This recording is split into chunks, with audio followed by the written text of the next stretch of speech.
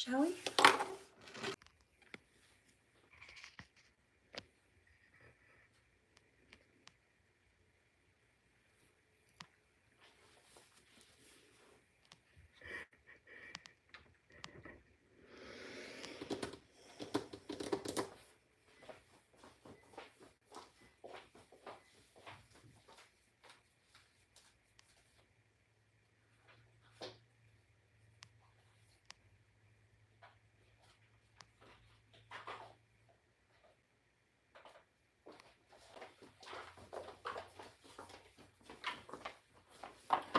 Let's see. Do you have any messages? Thank you, God, for... Okay, adrift and empty. Do you have any messages for Divine Masculine? Facing it, been burned. Okay. So Divine Masculine feels like he's been burned before by people in the past, but he's facing the reality about it. These people made him feel left empty. Right? Like maybe he had to kind of go on his own just to keep himself safe. They maybe drained him dry. He may have been dealing with energy vampires, but these people left him, I hear, for dead. He's facing the fact, though, that they left him hanging, right? And then maybe that had something to do with his fear of commitment, or his fear that even if it wasn't commitment, that the connection wouldn't work out, crumbling, like it would fall apart. So maybe he, rather than be burned again or be hurt again, maybe he just shouldn't open up to the connection. Yeah, roving eyes, public image. Okay, so this may have been a situation where somebody had cheated on him in the past. Toxic. This was a toxic person. Cuts both ways. So this Divine Masculine bottled up. Yeah. See, he says, I have to be careful, because if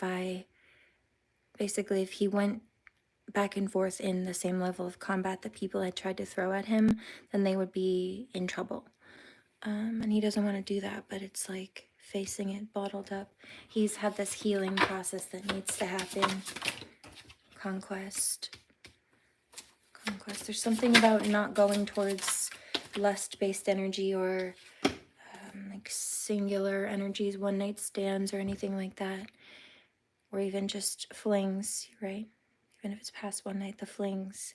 Conquest. There's also been an energy lately, especially with this full moon coming up, of, well, it's Cancerian illusion. So here's one for you.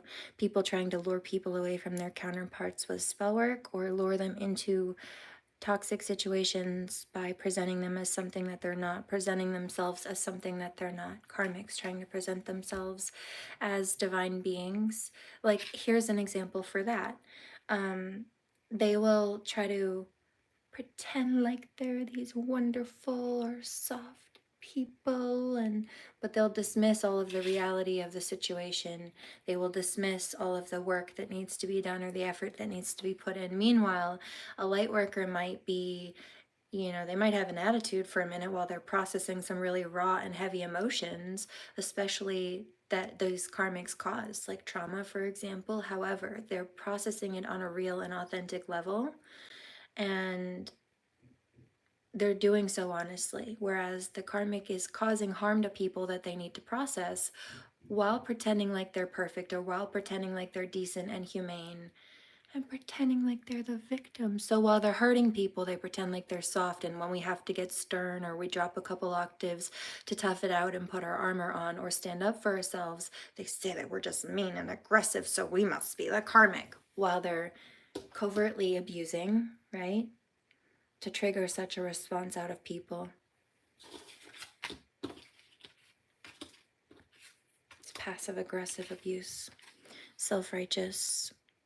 So this may have been a masculine also, who, because he was dealing with a toxic feminine in some cases, he had to... You know how in many situations,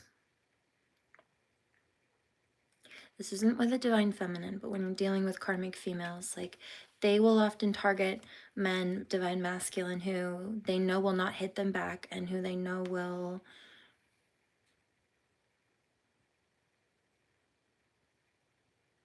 basically bend to their will in the abuse.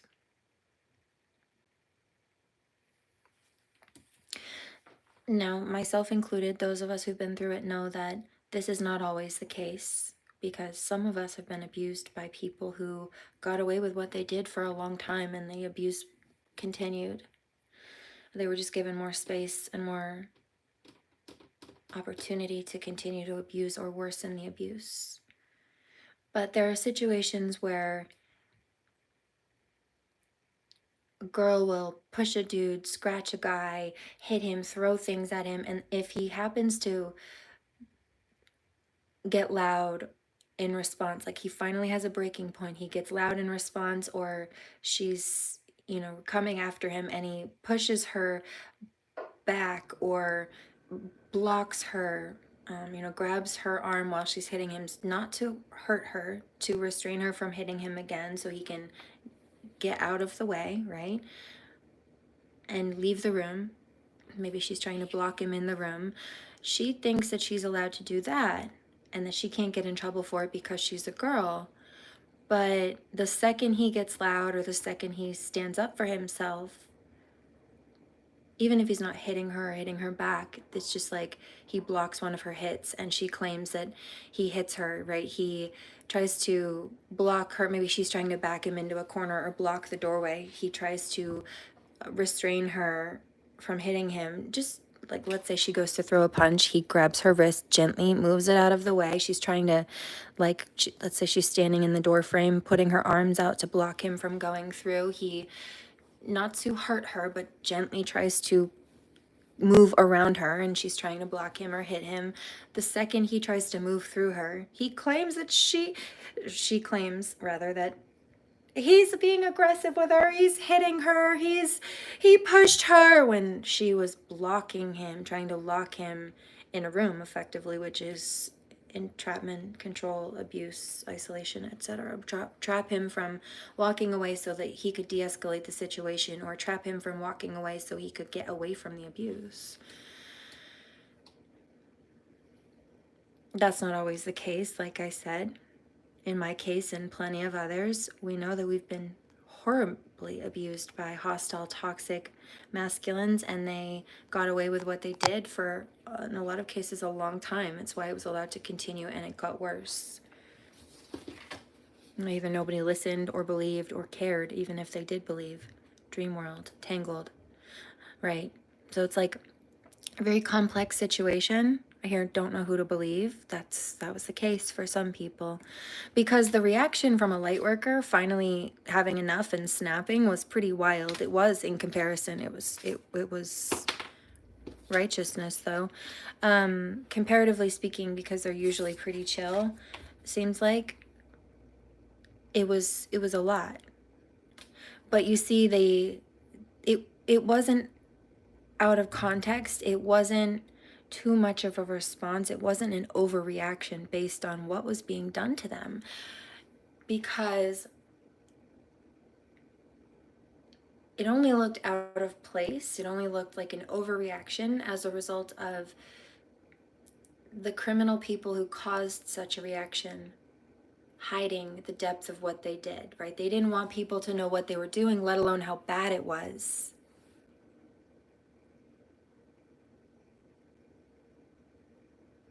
Because they didn't want people to look at them funny. As a result of that, they also wanted people to look at the victims as weird, as liars or overreactors, because they were trying to minimize the appearance of the damage that they were doing behind the scenes. And it caused people to feel like they were drowning in situations. That's why.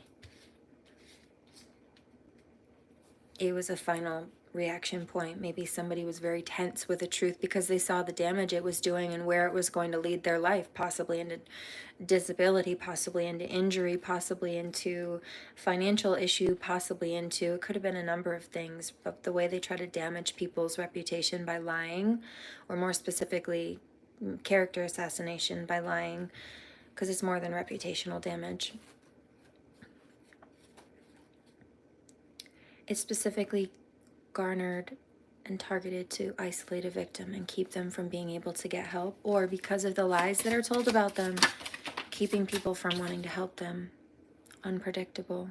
Yeah, they wanted to say that the light workers were just unpredictable or unreliable. And this is another thing I noticed, because some of us got very hard to read. I'm feeling like this is a divine masculine parallel between divine feminine, because this is him stepping up into this energy himself, but this is the energy that she's been in because she had to deal with that herself. She had to fight for herself, 1111, and stand in that masculine energy the same way he understands and loves and appreciates her softness and can match her emotionally. She has the strength to match him, and they stand up for each other. So these they may be very multifaceted, or they may, like Gemini energy, they may have very different sides of their personality. Now, I'm not saying different personalities, having alter egos is not the same thing. So many different facets of your personality. Like, you can be very mothering, but you can also be a warrior. You can be a girly girl, but you can also be a sports player. The duality of it. It doesn't mean you're not one thing if you're the other. It means you just happen to be a combination of such. It's like trying to assume that because somebody knows how to cook Italian dishes, they can only cook Italian dishes. Like, no. But some of us light workers, you know, when somebody's shooting at you, this is the vision I'm seeing, like on a battlefield, because this is what they tried to do to our lives, create war zones. So when somebody's running on a battlefield, if people are over here on the side shooting at them, they're often told to zigzag, because it makes it harder for the person trying to aim at them to properly aim. And if you're zigzagging, there's more of a chance that they'll miss their shot. And so it does add a little bit of length to your trajectory going this way versus in a straight line, but it also makes you less of an easy target that way. So it's like that.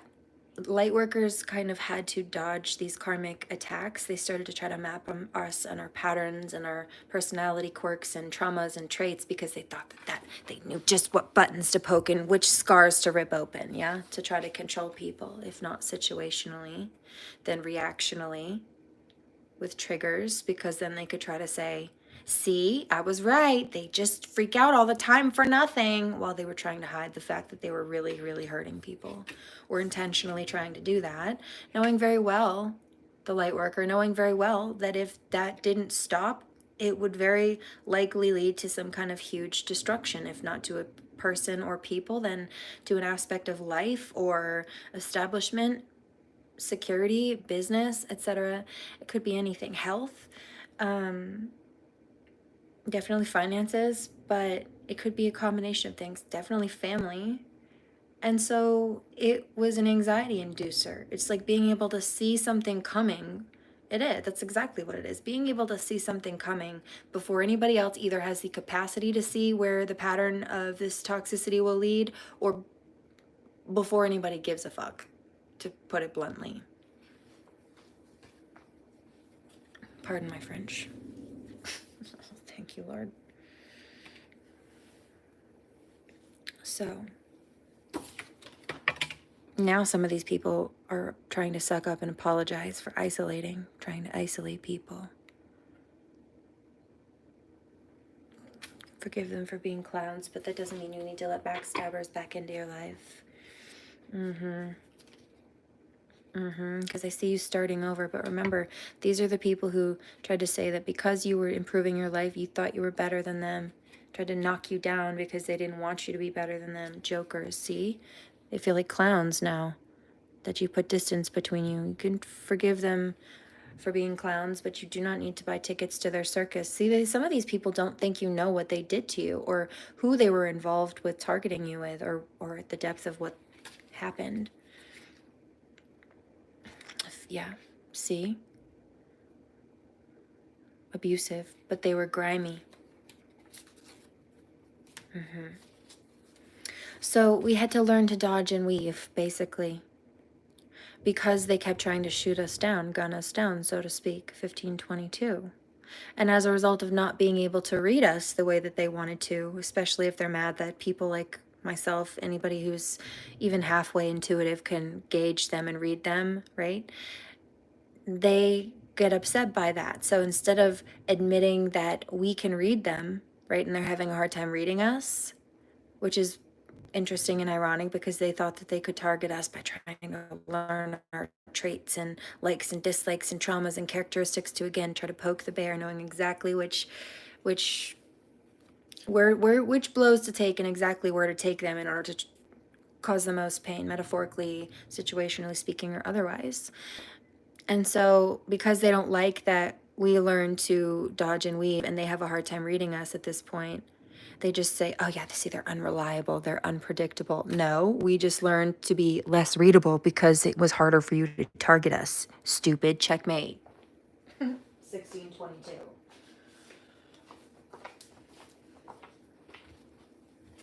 Yeah, so I heard that. So they're complaining that they're not intuitive, pretty much, and that we are, at least, intuitive.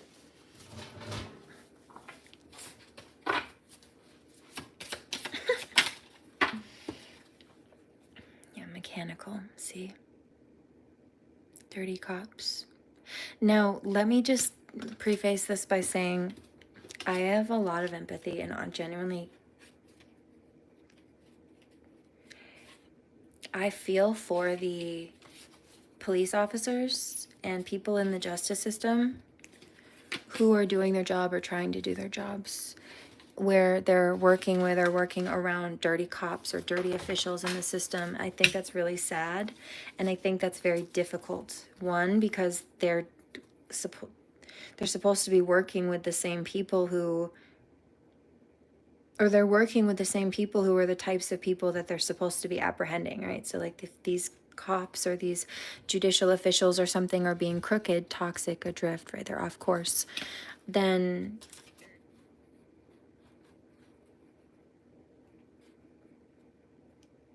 they're working alongside good cops and officials, and that makes it hard for the good cops and officials to do their job because they're people that they're supposed to be allying with are actually ops in their own field, making it harder to apprehend criminals when they're all supposed to be on the same page, making it harder to protect victims when they're all supposed to be on the same page, all because you've got some criminals or dirty cops or officials that are still working and haven't been caught yet as criminals or held accountable yet as criminals. So that's one thing, but I also imagine it makes it very hard. You give love a bad name. I imagine it makes it hard to do their job because the dirty cops are the same ones that make people not trust or not like cops. It makes them look bad. It makes it harder for them to do their jobs. It definitely, I'm sure, makes it harder for people to trust them. So, shout out and sending love and empathy. Thank you to the good cops and good officials who actually do their job and support victims and don't keep giving criminals free passes. Understanding that when you do that, often it tickles the abuser, makes them feel all good inside themselves because they think they got away with it, and they think that people support them, and they think that people find it cool or funny or acceptable that they're bullying somebody, and it's not. So what they're actually doing is just, while they think they're giving the criminal a chance to whatever, have a free space to not do that again, they're actually emboldening them to do it again and do it worse, or pick more targets next time. Don't do that, because that karma will spill to anybody who helped them have more opportunity to hurt people. Whether it's a dirty cop or a witch.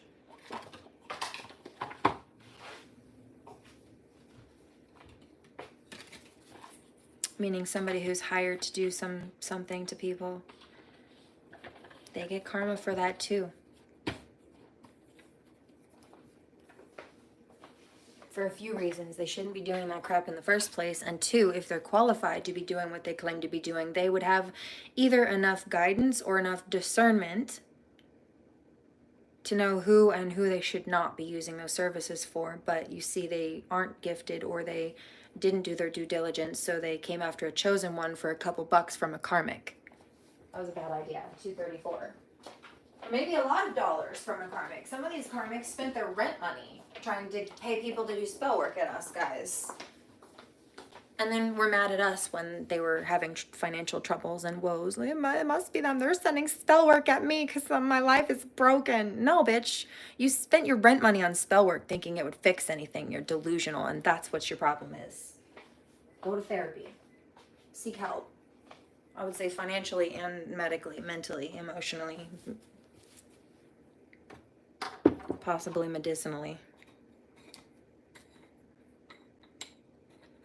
Medical and medicine being two separate words and references in this case. Medical being the overall topic, which could be mental health, that could be physical health. Medicinally meaning, I would say maybe you need some lithium. Some of these local karmics here, one of them in fact, heard that this morning, Jehovah, tried to drug my water supply with lithium. No, maybe you need some. Sounds like you need some.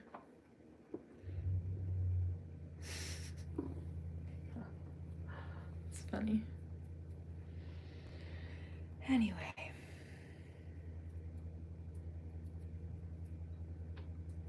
Somebody's asking questions about that. I'm not going to get into the full scope of it right now. What I will do is, if you'd like, I'll post a link about it. But basically, I had this father figure, and he started dating this woman who was a Jehovah's Witness, and she's apparently a doctor, like a psychiatrist. He said that she works with the most like psychotic and or depressive or suicidal or violent patients. So she uses really heavy psych drugs like lithium and other really heavy stuff. And I've been getting my water from this father figure's house for years. I would fill up these giant jugs because it was actually better than the spring water, based on the chemical company being they were testing this. And he was a multimillionaire, okay, or he is a multimillionaire. I separated myself from all of it,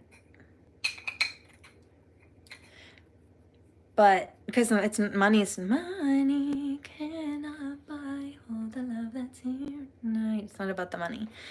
It was for her though, because she met him and he started paying for everything for her. He started paying to fix the roof of her house that was leaking. And I know that's expensive. You know how I know that? Because in a lot of cases, it's more expensive to fix the roof than it is just to tear the house down and then rebuild a new one, because that's exactly what they did next door and why they did it. The estimate for repairing the roof was more expensive than just tearing the house down and rebuilding everything, including building a new foundation, which is usually a very expensive part, by the way. But it was cheaper to build a whole brand new house and tear the other one down, which is a separate cost, and build a new foundation, which is kind of halfway in between, than it was just to fix the roof. So she had this multimillionaire paying to repair her roof and all this.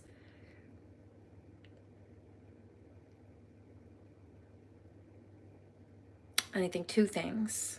He told me that she had some insecurities and she was jealous, and I just think of women in general, which I thought was weird because I wasn't, in my opinion, I wasn't a threat to her. He's like a father figure to me, and I don't understand. Like, I encouraged their relationship and was genuinely happy. As long as they were happy, it was so strange. But just to quickly finish summarizing this, between that and the fact that I'm a spiritual medium and she's a Jehovah's Witness in a cult, that's another issue. And then third,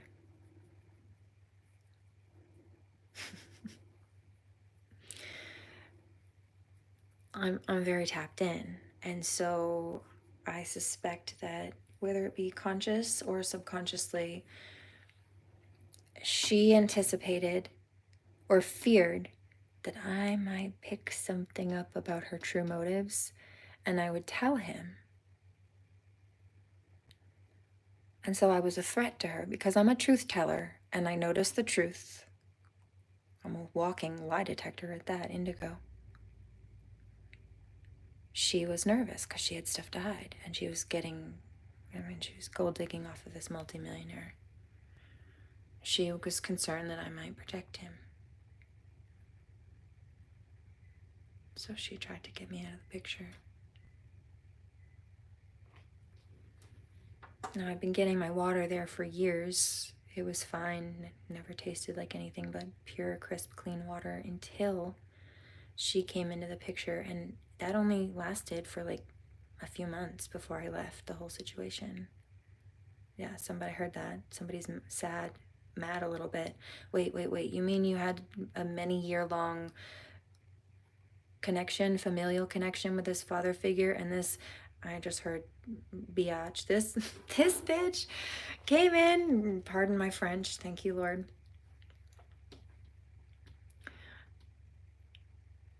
This person came in and within a few months destroyed the connection or caused conflict to threaten your safety to the point where you had to leave? Yes, that's exactly what happened, in fact. So there was that. But the second she started coming into the picture, my water started tasting like metal, like coppery, like blood almost. And I stopped drinking it. I knew something was wrong. And at first I asked him, I'm like, is something wrong? And do you notice anything with the water? He's like, no. And after that point, and he was right, by the way, after that point, I got water directly from the tap myself, just out of a cup to drink there, and it was fine. Then I filled my water containers and it was perfectly fine. And I noticed a pattern. I wasn't drinking the water always. I started dumping it out because of this. If it had any issue, I dumped it out. But I didn't say anything because I was watching. I had the intuitive call just to watch. Anytime, this is only for like a 3-month period that she was around, anytime that she spent the night at his house and then the water was dropped off the next morning, meaning like maybe he filled the jugs overnight and then was getting ready to deliver them in the morning, because sometimes that's what he did if it was just easier, and he was coming into town or something anyway. But if she were to spend the night on a night that he did it that way, then she would have access to the garage or the truck where they would be stored overnight until he could drive them out. Meaning that while they were sitting there waiting to be delivered overnight, it wouldn't be hard for her to pop the top off and dump some lithium in there. And somebody asks, how do you know it was lithium? Because I asked Archangel Michael, I said, Michael, what is this? Why does my water taste like metal? And I heard loud, clairaudiently, lithium. So I Google a bit about lithium and like symptoms of lithium, and sure enough, if you have even small exposures of lithium, one of the symptoms is that it can affect your taste, and it makes things taste like metal or like blood, that metallic irony taste, coppery irony taste. And again, she, as somebody who works with psych patients, would have a direct access to that daily. And somebody else is asking, I've been through this before, how would she know how much to put in and this and that? Well, based on if it was a few month period, this didn't start right away, right? The water was fine for the first few weeks or so, but it was like she was gauging based on how often I needed it delivered and how much I had delivered, how much I must be. It was like she would divide it by the days, how many gallons of water versus how many days in between each refill. Meaning, let's say that there were 50, I'll just use ounces we'll use gallons. Let's say that there were 5 gallons and 5 days. Let's say I drank a gallon a day, just to keep the math simple. she would say, okay, well, every 5 days she needs another gallon, so I'll put one, I'll put 5 days of a dose worth in the between the 5 gallons, meaning, say you had the 5 gallons and she knew that I would need probably another 5 days for a refill. That would be like 5 days of water, meaning that would be five days of medication. So she put 5 days of medication in the water and then assumed that I would just split it evenly amongst the 5 days, and that way I would get a dose a day through the water. That's the logic behind the math. So she was watching to see like how much I consumed, how quickly, and therefore how she needed to try to break up the math in her head, I would assume. 31:22. But yeah, it was pretty problematic. But anytime I got the water straight out of the tap, like out of a cup, or even filled it myself, not a problem. Anytime I did it with him or he did it and it was immediately after filling it and she had no time or space, like she wasn't left alone with it at all, let alone for long enough to do the math and put the stuff in or whatever, then it wasn't a problem. But anytime that she was involved with the delivery and that she was there overnight, right? And he specifically told me, yeah, I filled them last night and they sat over there overnight. Well, then she had access to the garage.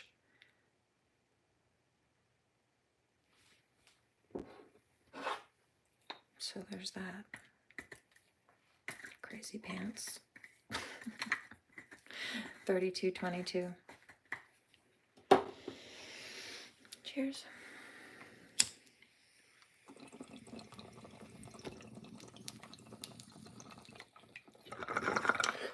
I heard that. I'm sorry they did that to you. They really did try to MK Ultra you. Yes, they did. And my child.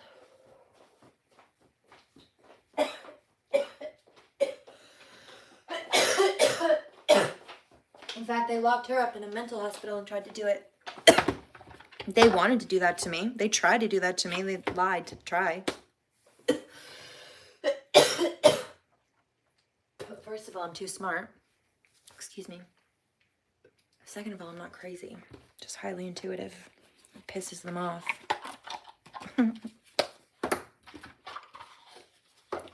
The karmic male says, that's debatable. Yeah, well, I hear divine masculine says, I don't want easy, I want crazy. First of all, and also, I thought perhaps she was crazy. But in fact, she was only highly intuitive. Carl Jung. High heels, dark skin. That's so funny. I wore my boots yesterday and today. Okay. So this is part of, I've picked this up earlier today, part of the reason for being targeted. Some people don't like me because I'm also Native American. It's a racial issue.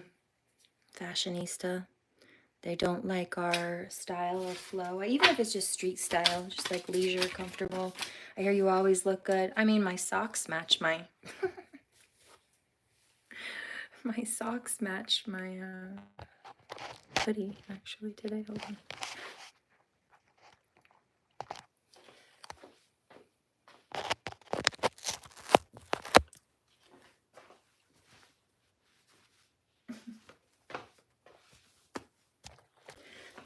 What's up?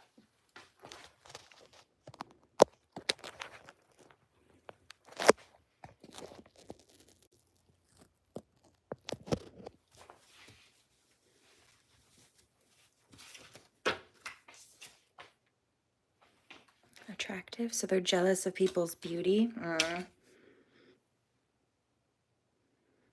And lips or mouth.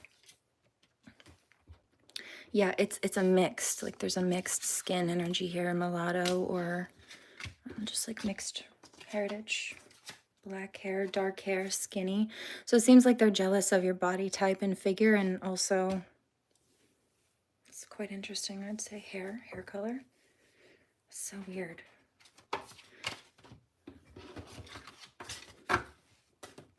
I just heard, why are you like this? That's a good question.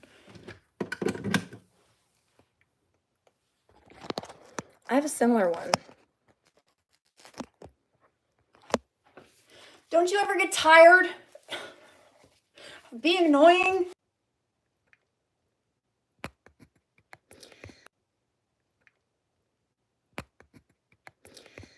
So there's a body image. Oh, hold on. There it is. Body image issues that these people are having. Petite. Oh, you know what? That Jehovah's Witness person.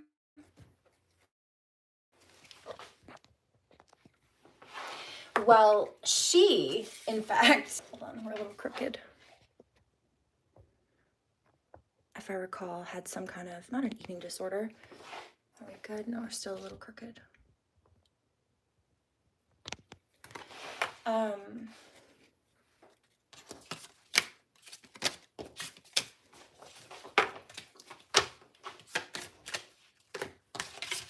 Oops. She had like an issue where she couldn't gain weight. She had an issue with eating or gaining weight or something. Interesting. So sharp features. Skinny again. They're upset with people's body. So they're having body image issues and they're projecting. They don't like your unique characteristics or the fact that you're not afraid to stand tall and be alone. I hear, why did I do that to her? Black clothing. Also, even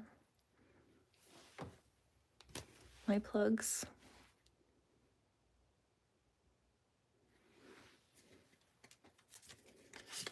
Straight hair, curly hair, so wavy. Woman, yeah. Powerful. I'm picking up divine masculine, pale skin tone. He might have the pale skin tone in this, but also this that peachy pale skin tone with a mix. Like, if you didn't know, maybe you wouldn't know, but if you know the native features and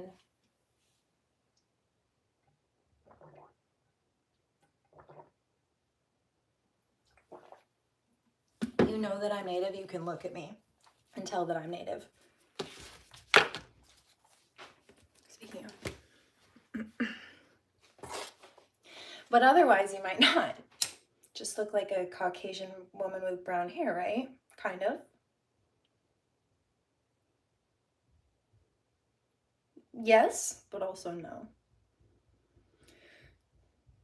So it's Irish Celtic roots also that are the reason that my hair changes colors. It looks dark. It looks almost black right now, doesn't it? It's such a dark brown color, like dark, almost chocolatey brown. But it has red undertones in it. I get red highlights naturally in the summer. And that's from that Celtic. That is not Native American. My skin tone, the way that it's a little bit more, not quite olive, it's got a red tan hue to it. That's the native. So if you know, you know. Some people can. I hear it's not just you. I know. That's why I'm speaking about this. So for some people, it might be more evident.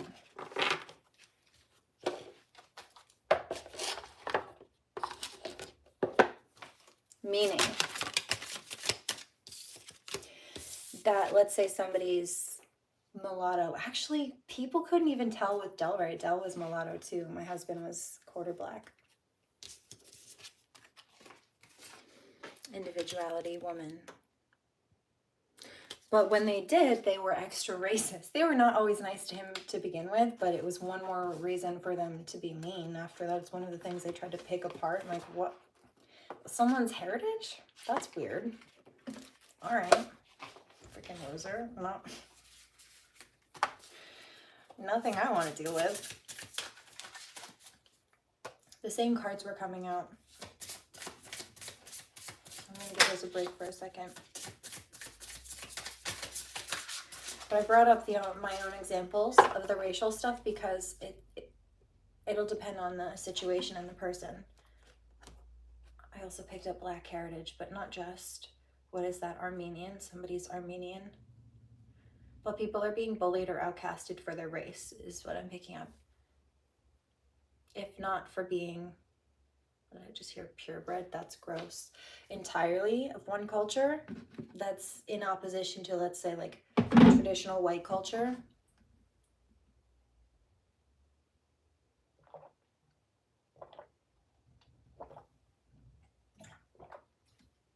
And because they're mixed. And you know what I hear about a lot of mixed people often? Is like, let's say that they're Caucasian and Black. I've actually used to have a friend that was Mexican and Black.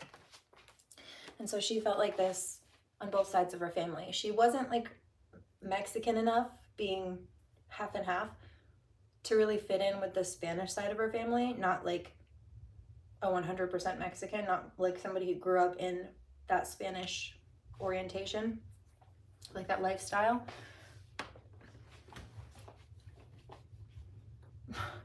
But because she was half Spanish, she was kind of outcasted and bullied by the Black members of her family who had more Black and were not Spanish. And so it doesn't have to be in a family dynamic, but I've heard that a lot, that people who are mixed don't really feel like they fit in with either a lot of the time. Like they do, they resonate with aspects of both, but they feel like they're also outcasted from both. So I hear mixing pot, melting pot. Yeah, these are the ones often who we understand, we resonate with each other. Like we might have all these different things in common, but we see each other, we see that we've all been outcasted, especially for just being different, being who we are. You know, that's a state of evolution, right? It's like reptilian fight or flight mode, primal brain, to X out anything that you don't know about, that's foreign, because it's a protection mechanism. But as intelligent human beings with, developed prefrontal cortexes and then some, you're supposed to be able to outgrow and evolve past that fear that keeps you shutting out things that are not bad for you just because they're different or foreign. That's what racism is a lack of evolution, in case you didn't catch that. Let me repeat that again. Racism is a sign of stupidity. Thank you very much.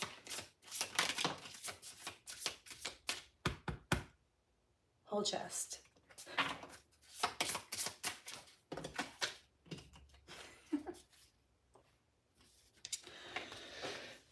They came after people they thought were defenseless.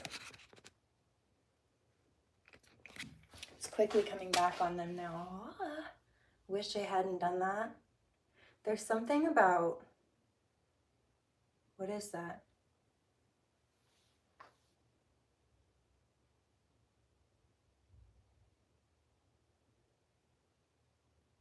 It's like,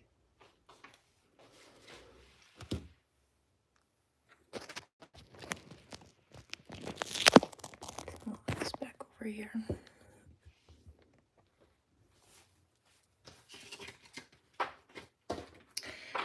One of those agencies that fights for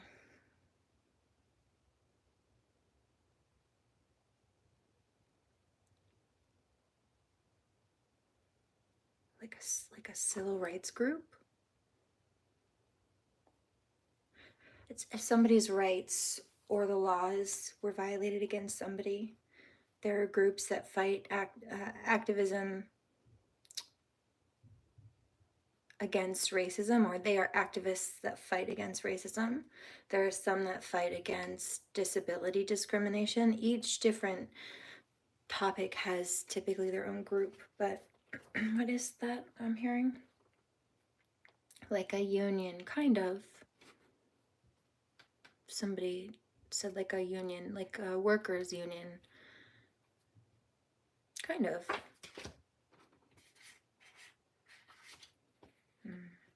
Activation. See, they didn't have the authority. Authoritarian. In reverse, activation. In reverse, they thought that they could entrap people. That's a no. Ooh, see, heart chakra just sank right into the... all the way down to the root, deception, because they were being sneaky and they got exposed. They were trying to lie to people and fill the minds of other people with their own deceptions. Ooh, it's like a nauseous energy. Two things. Karmics are panicking because they know they're in trouble. Also, no return to sender, no reverse, opposition, cycles. Here they go again.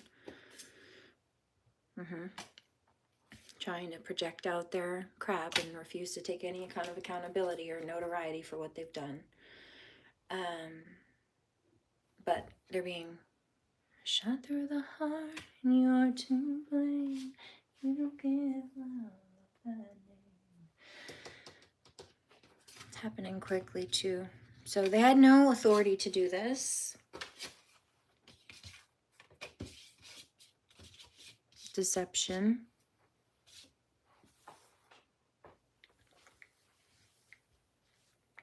Here, ridicule. So that's one aspect of it. They're nervous, but I also just picked up power of 3, set us free. So they're trying to do, I hear shut up spells. No, combine. Yeah, they didn't want the light workers to know what was going on and then come together like divine masculine and feminine. They thought that they could spin manipulation tactics and they would see each other as, not valuable, that they would be stuck because they would feel like they were lacking and not see the potential of all of the growth that can be made and harmony between them. Turbulence in reverse, so that backfired. Justice and judgment, I call on that. Divine intervention and providence. Manifestation in reverse, and then amalgamation. So there's no way to make all of this work or fit. They were trying to force things to be or force things together that weren't meant to be. And they tried to call it manifestation, but it wasn't. They were trying to force destiny and fate, and that's not how that works. You'll catch karma for that. Rise up.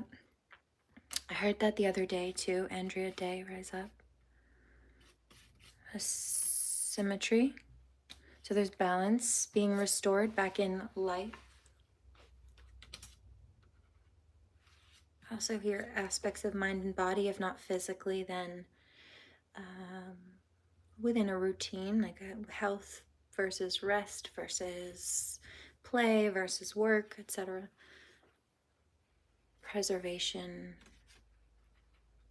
and awakening. Yeah, they tried to postpone people's awakening. They tried to put people on ice. It's not working.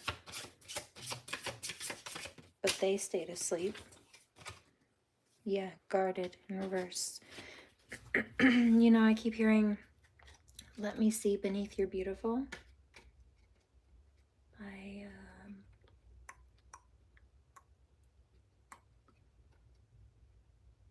think it's a labyrinth.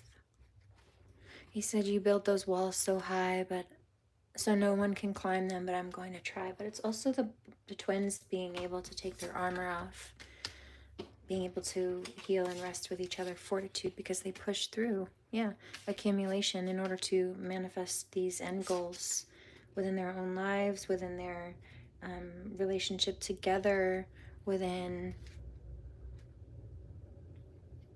their individual goals. But part of their life path and their individual goals are also coming together as well.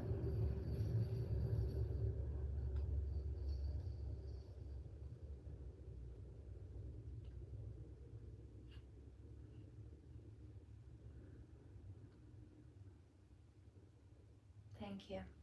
Getting another download. Some karmics were being sketchy, and I kind of had a feeling somebody was going to be weird about something, so I kind of planned for it, and I've been watching. I'm going to be quiet about that part for now. It's not what they want. That's not the shut up spell that they want. They want to know this. But we'll see. I'll let you know in a few days. Metamorphosis in reverse. Yeah, there's no coming back from that for them. Wounded in reverse. And I picked that up earlier, that they tried to, really it was directed towards me, but I don't feel like this is just me. It was a karmic, one karmic saying to another, and they worked together, multitask in reverse, failed. They failed together. Strength in reverse, weak. They had to work together to try to target me. nonconformists, and the masculine and the feminine, she's a rebel and she didn't. Because this career I chose was even riskier than Vegas. Burning all this chronic down for all the days they tried to make me piss in cups. Right, thank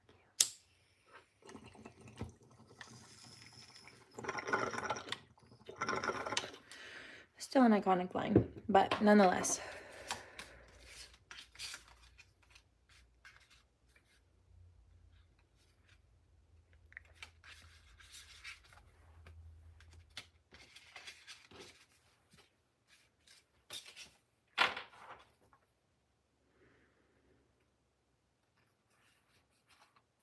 I heard this one karmic saying to another one,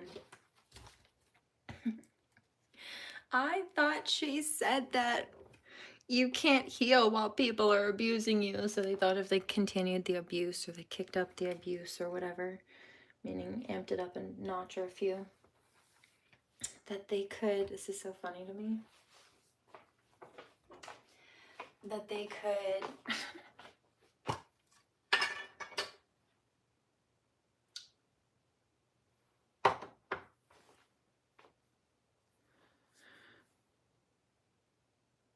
bully people and control them emotionally, right? They felt like they could keep people stuck in a situation and unable to fully heal, and therefore unable or less able to get out of that crappy situation that they were being put in by these karmics. And so in my case, it was I thought she said, you know, she couldn't heal if people were still hurting her. How is she healing? How did she heal so much? We kept abusing. And so they're confused or scared. And I think part of this is they thought that I am not who I claim to be as a psychic medium or also a healer, but that's not the case. Yeah, they still did cause injury and harm, and that's just because they were abusive. It has nothing to do with any kind of magic or any weird stuff they think. Like, these are people who will steal something out of someone's purse that's they have the opportunity to steal and then say that it was spell work that did it, but they'll lie to a judge and claim that it was their justice spell that worked. No, it's because you perjured yourself, right? Or that victims that they're injuring by stalking and abusing them are being injured because of the spell work, so they must be powerful witches. But the thing is that the same things happen to people who are being targeted that way by karmic people, by criminal people, by psychos who don't even believe in spell work, but they're just as abusive and they create those same tactics. What they're doing is creating brain damage and trauma victims. That's what that is. Chemically altering people's brain. And so it's not their spell work, it's their abuse. These people are delusional. And they truly think that will work, but either way. Or I'm hearing that when things are starting to go wrong for them because the tables have turned and their karma is finally catching up with them, or more specifically the consequences of their actions, that we must be doing spell work at them. No. It's the paper trails you left and the trouble you got yourself in finally coming back to haunt you. For starters. So they assumed that I'm, I guess, not a healer, or that I'm fake psychic or something, and so when they kept attacking, they assumed that I wouldn't be able to heal. I would have been able to make more progress if they hadn't been doing that. I would have been able to maintain more progress if they hadn't been doing that. Not because of spell work, because that's just what happens when you're abused by narcissists. It creates injury in empaths. Foolish. These people are foolish. I keep seeing this deck. Hold on.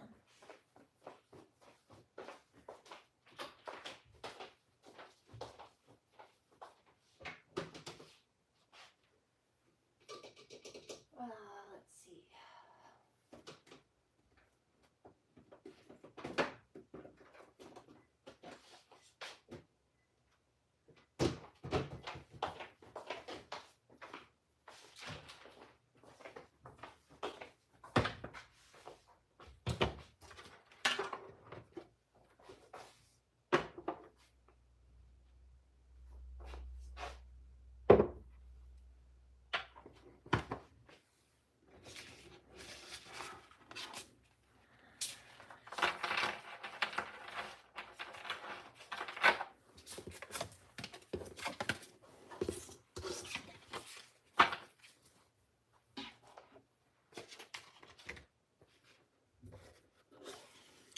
Yeah, but divine masculine, he's angry in a protective way, not in a bad way, but he's upset that these karmic people have hurt her, or hurt his divine feminine, or they've tried to.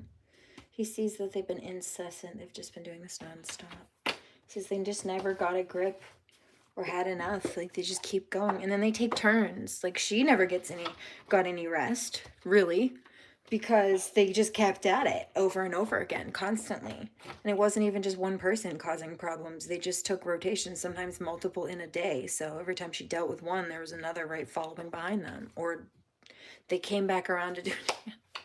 They took breaks, right? They took rest breaks in between to recover from trying to, burning themselves out trying to go after her. But by the time one took a break, they were setting more to take their place. It's not, she really was, I hear, outnumbered by Dermot Kennedy. Yep. Don't tell me this is all for nothing. I can only tell you one thing. On the nights you feel outnumbered, know that I'll be out there somewhere.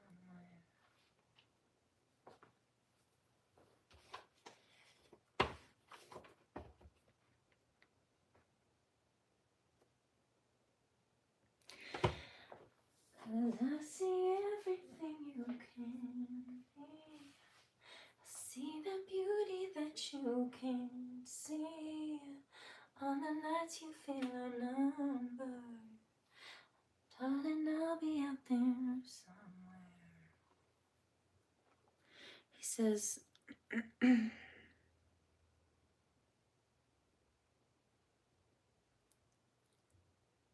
says something about like having a song still left in his heart or to write.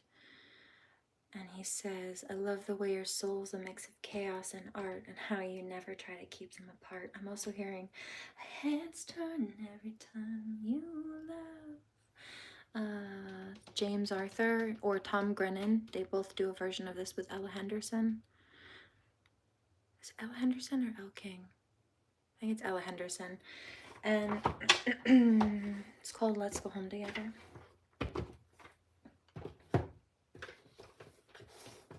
Let's try this one first. It's never that good in a crowded room. Well, everything stopped when I first saw you.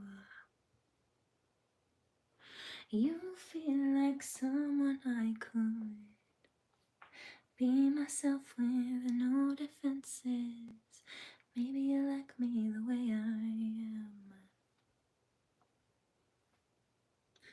Well, even though you talk way too fast, I can't stop staring at your eyes. Heads turn every time you laugh.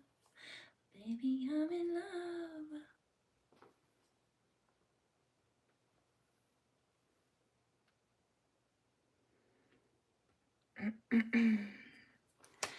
This could be everything that I've been missing. Feels like I know you so well. Now I'm coming out of my shell, and I never do that. So how did you do that? It's like I've known you my whole life.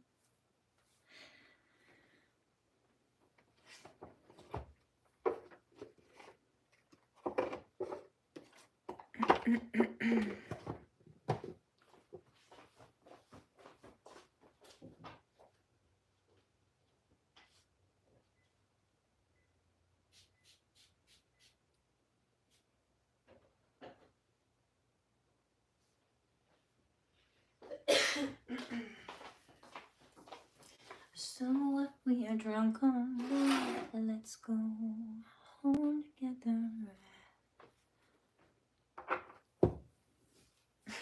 It's never that good in a crowded room. But everything stopped when I first saw you.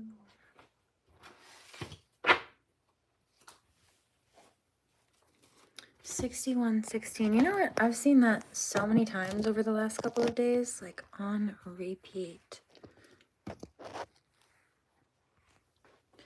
So,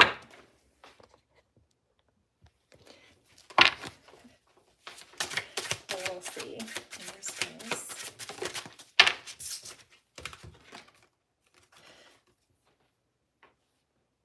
Reopen the lines of communication.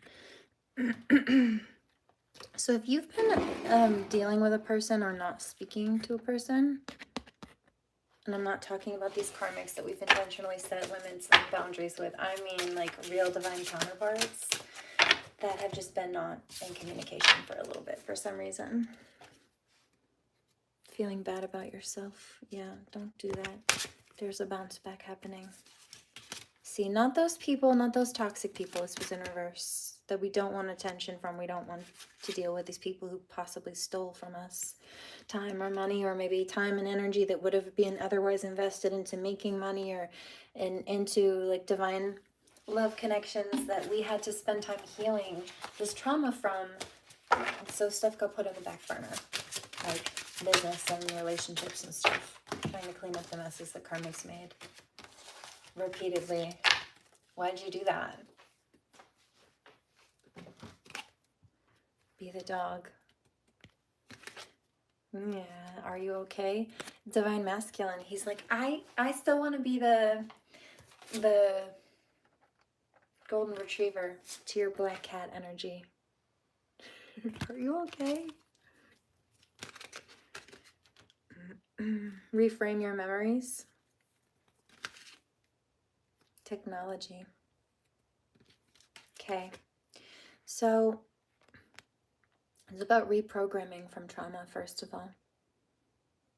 But also, in some cases, if narcissistic people tried to get you to, we talked about that earlier, minimize how bad the situation was for you by trying to downplay a reaction or make it seem like an overreaction to make their abuse or their actions towards you seem less bad. Or sometimes, this is where I find it even more insidious, sometimes they will intentionally do things to... This is abuse and manipulation, okay? If somebody's doing this to you, take a step back, reframe those memories. Here's your example. Oh, this makes me mad. This is terribly, terribly gaslighting behavior. So, you have karmics who intentionally try to poke and provoke the buttons of a light worker that came out earlier, knowing exactly which ones to push to upset them.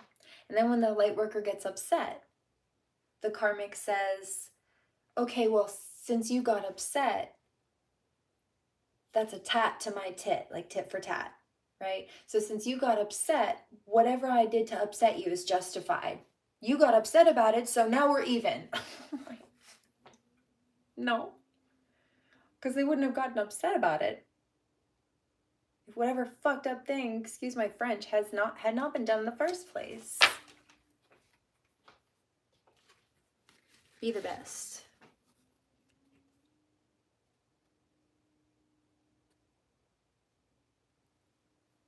Spiritual protection in reverse. They don't have any. I was just picking up another deck as well. Hold on. So technology. See, this is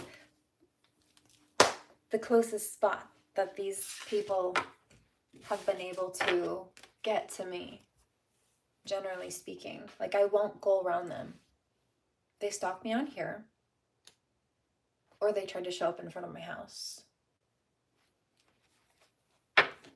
The next closest thing that they could get was trying to create fabricated narratives so that court dates had to be addressed. Because the only way for them to be able to sit in a room with you, so they thought, was to lie to a judge to try to force a judge to write paperwork to do it. It's very common in domestic abuse, unfortunately. It's called weaponizing the courtroom. Justice, as I split that, see? And then, where that's splitting right there, we'll do that one. Oh, that just split twice, hold on. What's this? Superfoods in reverse or something behind it, though. Limiting beliefs, exactly. They thought that they'd get away with it. They thought it was a good idea. No, God says, as I split it again. Let's do one more. Who's your go-to person? Exactly. It's Divine Masculine. 4:20 here on the clock on the East Coast.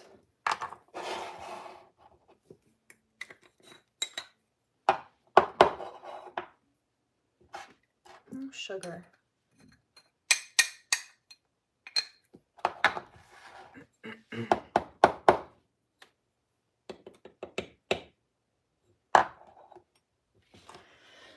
Cheers.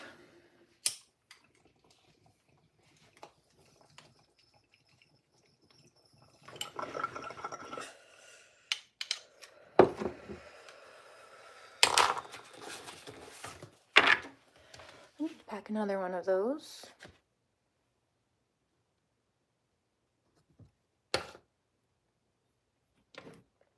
Let's do some cat food.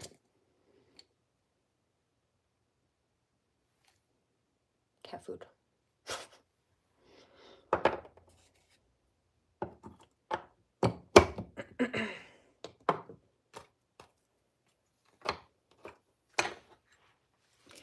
My cats have already been fed. This is for Mom. Cheers.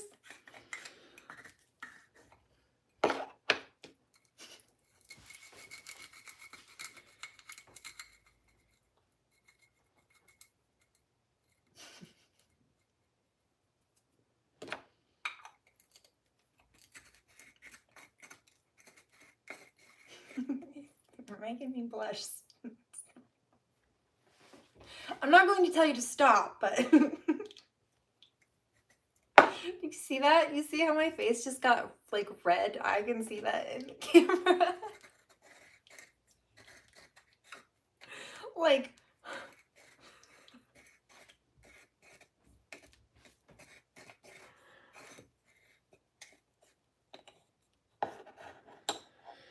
it's funny.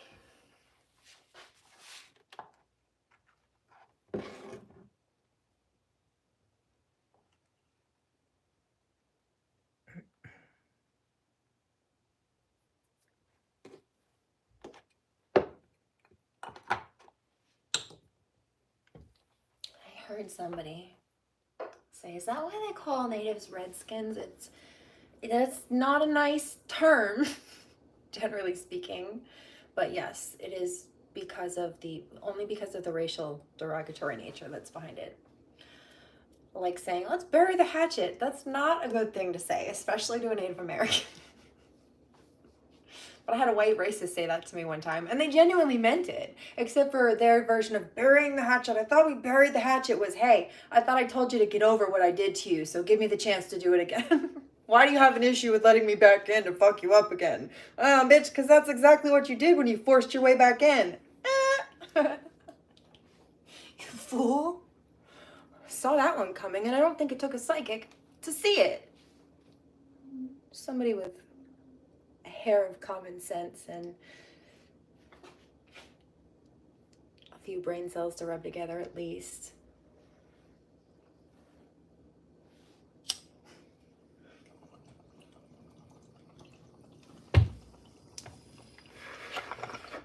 Why did you do that?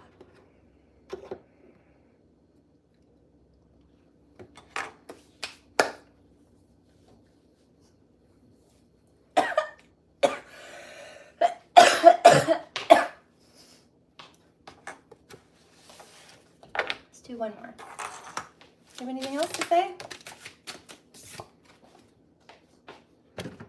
Reopen the lines of communication. All right, we're done. Start back at the beginning.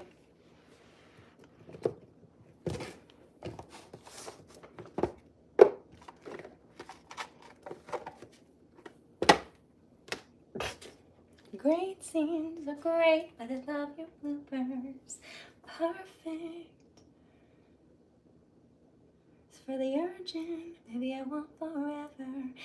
The keef, the other day I packed a bowl and the bottom of what I shook in there was just all keef. I realized after I put it in there. And I heard, keep, I eat these beats, like 3 times in my ears. And I was like, what is that?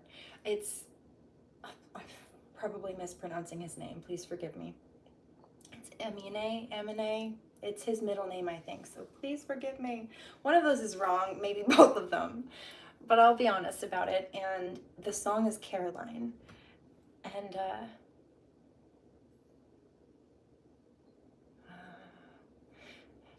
Delray used to play that for me a lot. That's how I was introduced to that artist. He said it reminded him of me. Also, Cold Water by...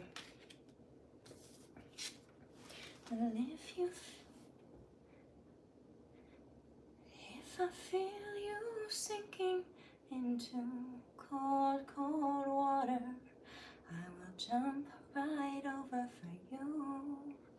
And although time may take us into different places, I will still be patient with you. I want you to know that I won't let go. I'll be your lifeline tonight. No way. He says, come on, come on. Save me from this rocking boat.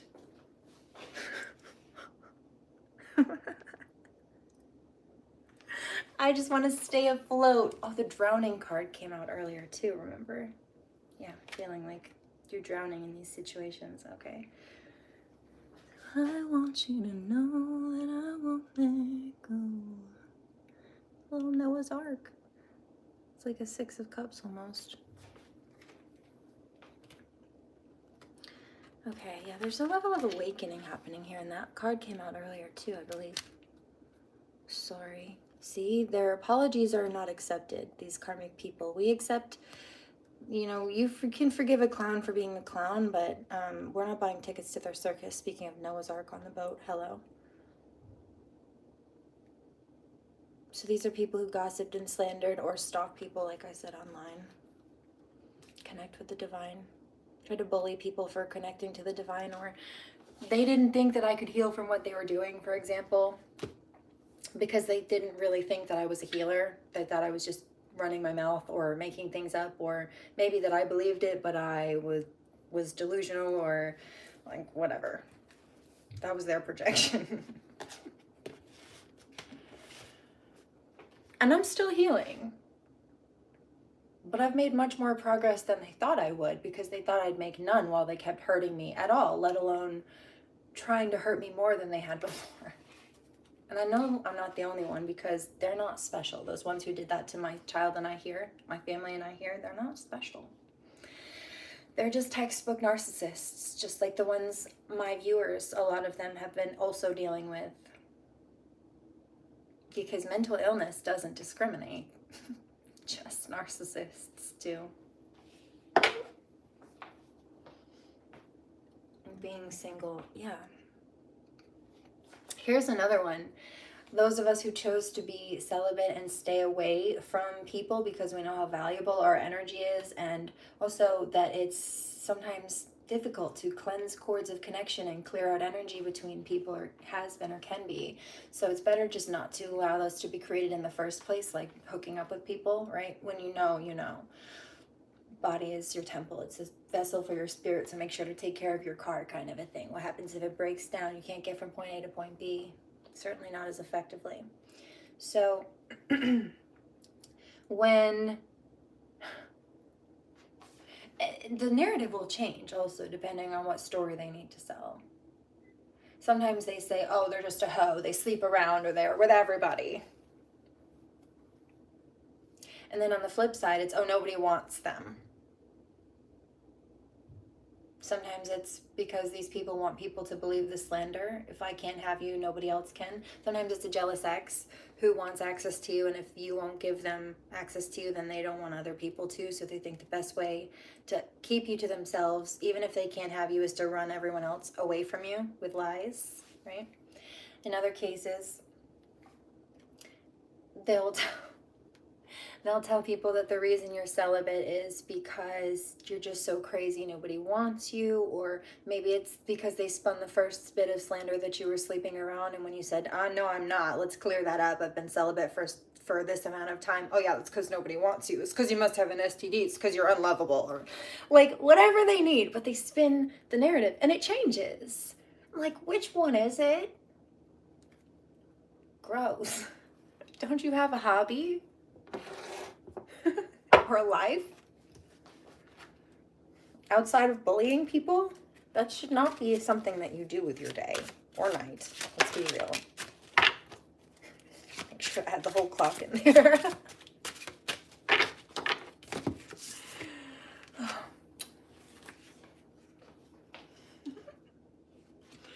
All right, chakras. Yeah, okay. So be mindful about where you spend your time and energy, because this can misalign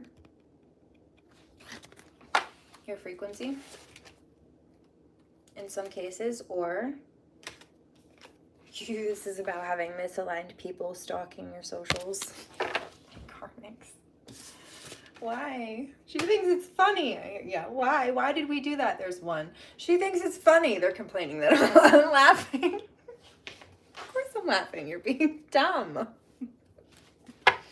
I think it's quite comical.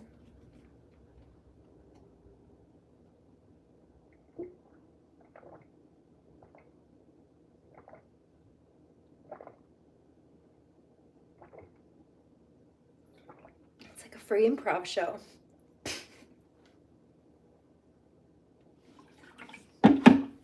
Right off the cuff. No lies. Just love. I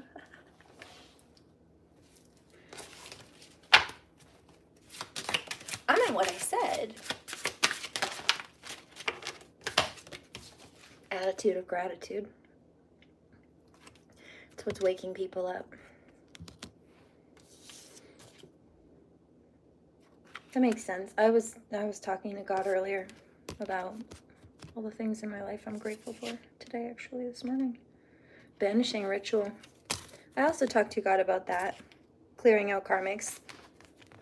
And like, what do I need to do in my life to make sure that none of those weird people who don't belong there have access to me or my child or my life? What do I need to do? Make sure I'm in alignment. What do I need to do to make sure that you're happy and we're safe? God, Most High.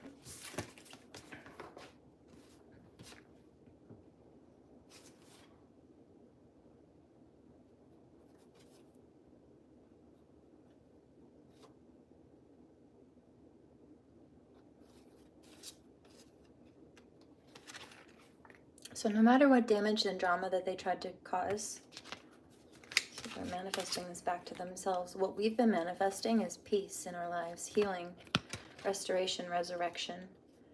Yeah. So there's a regenerative, also healing happening here on all levels, body, mind, and spirit. And they're not happy that they don't know everything. I mentioned that earlier. Like, they're upset that they can't read people. You know?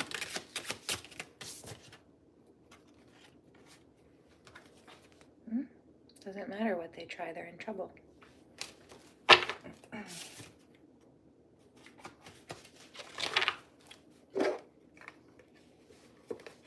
Okay.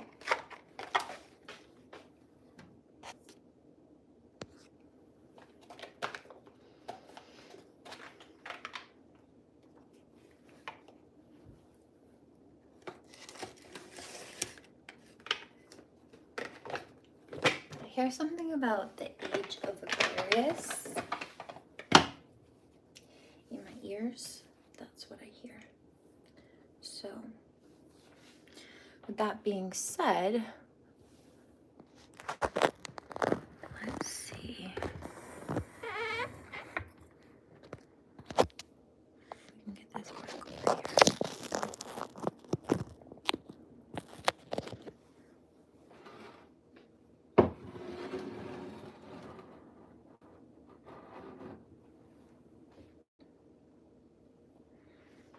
Actually, I think maybe if I put that there, you can see the cards. Making a point to get some exercise to clear out energy, even burn anxiety, or get a little happy endorphin rush can help, especially in the winter months for those who need it. But it also is just a good way to tune into yourself. Sometimes people think that when you meditate, you have to sit there and like your mind has to be clear and still and with no thoughts, and that's not necessarily the case. Also, sometimes that's not necessarily the best type of meditation for people. Hold on.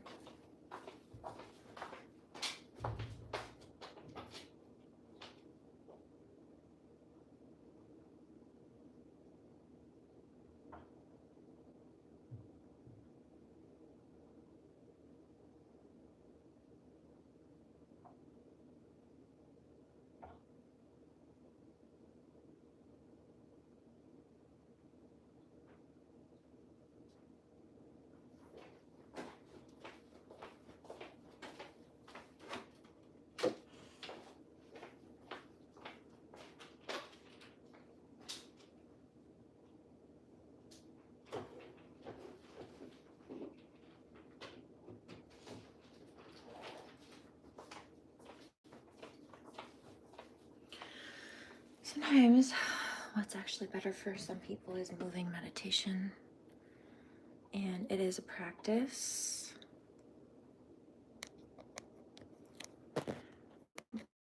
But when you learn that, you can start bringing moving meditation into things simply like doing the dishes or, hold on,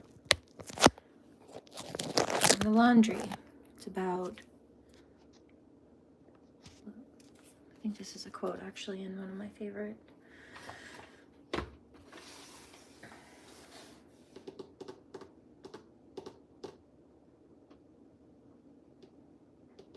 guided meditations. It's the Gabrielle Hartwell one. And she says something about bringing the being into the doing. And she didn't make the quote up. There are little memes about this online, about how we are not human doings, we're human beings. So again, it's about bringing the being into the doing. So remembering to slow down within each moment, not letting the moment try to overtake or control you as much as possible. Remembering to breathe. Even just like folding laundry or some kind of natural flow that you get into. So it's not always about just sitting still. Sometimes that's when your best thoughts can come through. And it's not to empty your mind necessarily, it's to let things flow. Sometimes you can kind of kickstart your mind into that when you're in the space of a body flow routine. But the same thing goes in reverse. You can also remember to bring that mentality once you learn that, whether it's on a yoga mat or in what other form, into things like doing the dishes, saying something about, be careful about this, but even driving, just kind of remembering to be present more. It's a way to channel out energy. It's a way to process it. The goal is not necessarily silence. That processing will often bring inner peace, which, does often quiet the anxious or incessant chatter in the mind or the spirit if you're not listening to your calling. But that movement and that flow, that is that alignment with your calling, and so you can listen to your spirit, at least for starters. You know me, my ancestors, they do regardless, but especially when I hit the mat or something like that. I'm just kind of in the flow of things, playing in water.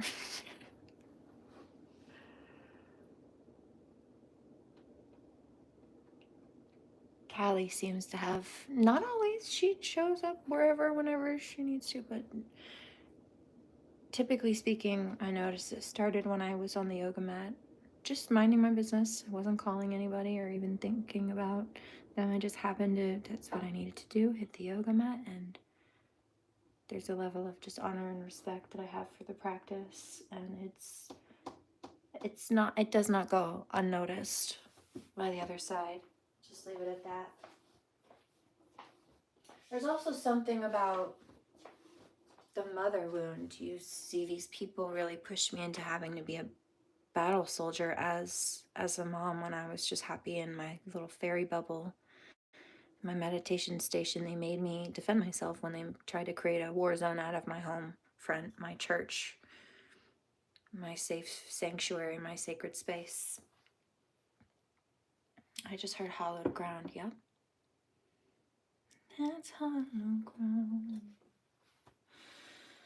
Bishop Briggs, 8722.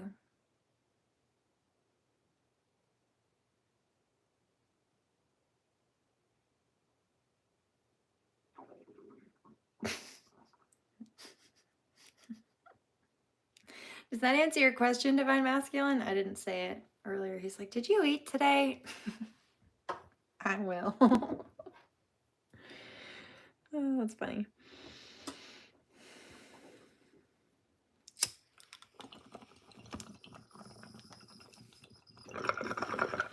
I have some meal prepping to do. I wanted to take care of a few things first, and I also, for example, have cleaning stuff in the oven. There was a spill while I was cooking yesterday. Something bubbled over a little bit. So before I start cooking, I wanted to clean it out, but I needed to let it sit for a little bit. So that's my first task on the agenda. But while I wait in between my laundry and stuff, I figured I could hold a little space. Here, turn your face towards the sun, Rihanna. There's a karmic masculine who he's trying to like laugh it off and play the tough guy, but really he's scared. He's spooked. Right on the money, I hear. I know.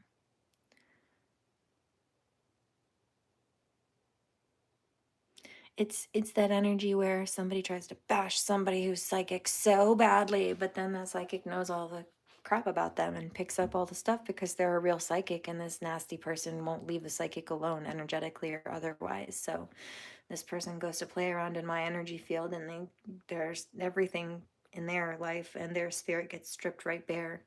Now lay your ships bare. See how I need every piece of you. Don't underestimate the things that I do.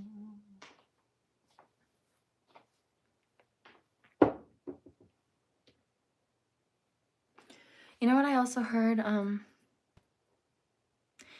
can't give to you what you think you gave to me.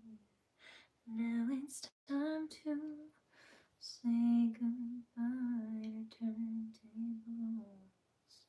444, close enough to start a war. God only knows what we're fighting for.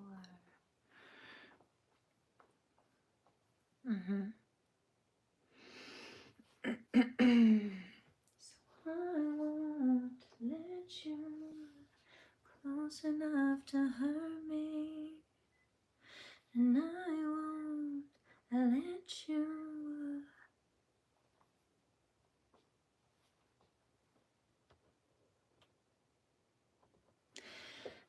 I can't give to you what you think you gave to me. Now it's time to say goodbye. Turning tables.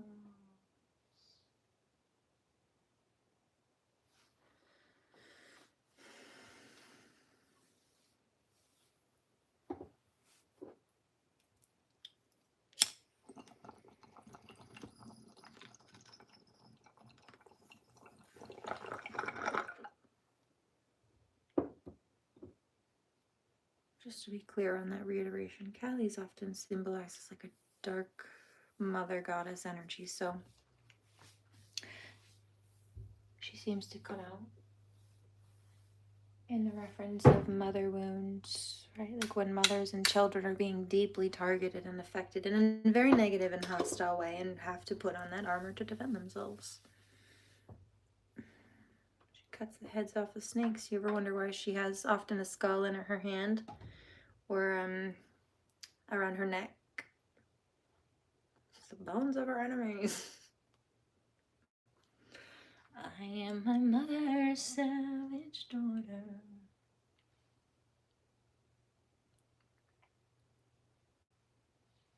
The dancing of fire and the curve of old bones.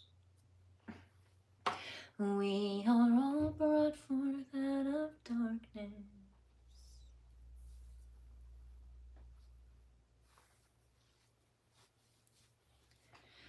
I am my mother's savage daughter.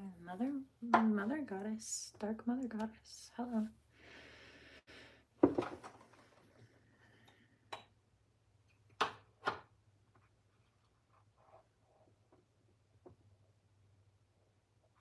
It's just referencing the shadow wounds, protector energy.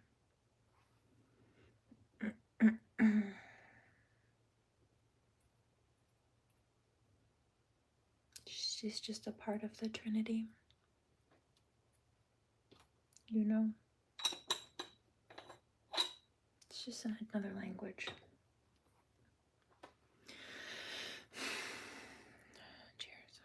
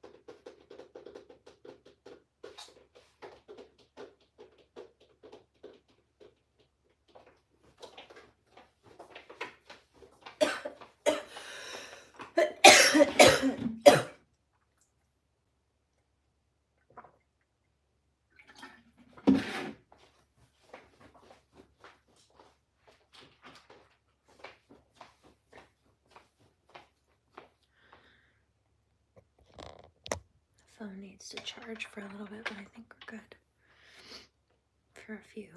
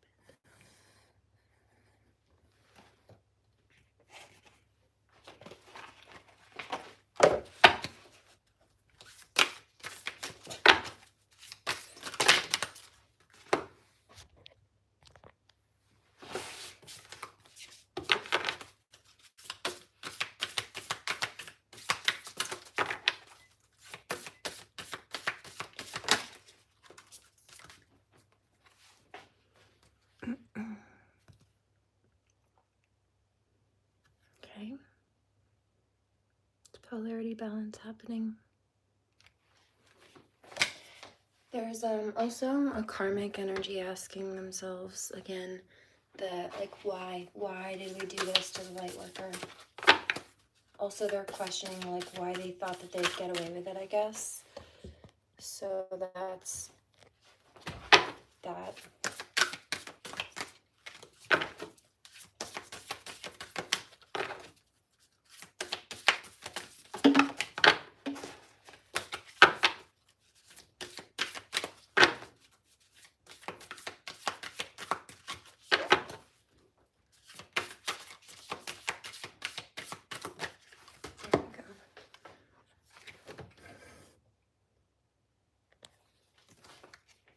Blessing of dreams. Okay.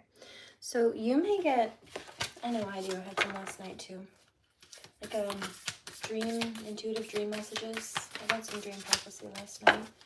So there's a karmic asking why I'm not posting it, because I wasn't called to post it. So I'm going to be quiet about it for now. And that's fine. Get to it when we get to it. The blessing of dreams, the blessing of the green. Okay, so there's healing happening here.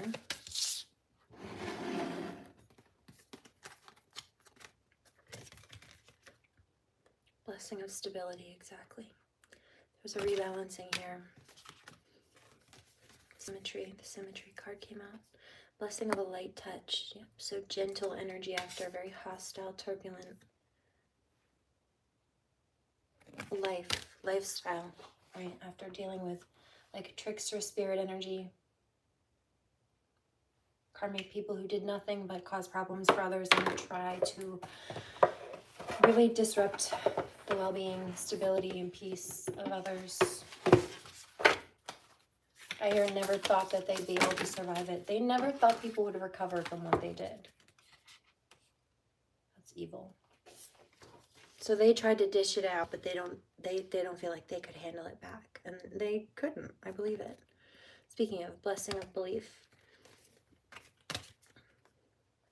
A blessing of power. In fact, that's why they go to the lengths that they do. They do things to people that they don't think they could handle. It's like projection. They do things to other people that they feel like would really hurt them or destroy them. Also, they couldn't handle what they do to other people. And often that's why they target empaths and light workers, because they think the empath and the light worker won't retaliate or won't stand up for themselves or do anything back or speak up about the abuse. They're misguided. Yes, they are.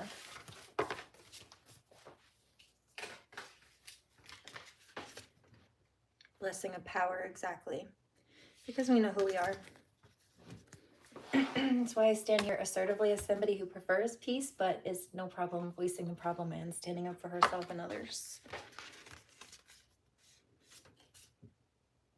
Blessing of healing and connection, exactly. So they thought that they could also cause harm to keep people from coming together, soul family, divine counterpart relationships. They also felt like they could keep people from fulfilling their destined purpose. Like, for example, people who targeted me here felt like if they could target me here, then they could keep me from coming to help people here. Like if they could target me here, they could keep me from coming to help people here. No. I've tried. Or in some cases, they tried to traumatize people to the point where they either couldn't recognize each other or didn't feel like they were a match, right? Or maybe they caused enough drama or harm for divine feminine and divine masculine might not want her. That was one thing they tried to do. Or gossiped about her, right? Blessing of healing. That's why they get no recovery, though. Bridget's flame, this came out yesterday too. It's in reverse. They have no protection. What is that? Blessing of box. Yeah, there's no growth in their life. Blessing of liminal space. Yeah, the timeline is messed up. Past, present, future. It's because they repeated the same toxic things in this life that they did in another life, and so they've already toasted themselves. Some of them don't get another try. Blessing from Fae, determined to help you. Oh.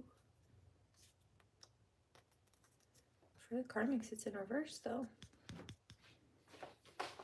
So they targeted the Fae here, for example, and now what they need her help. They want her help or her mercy and her grace.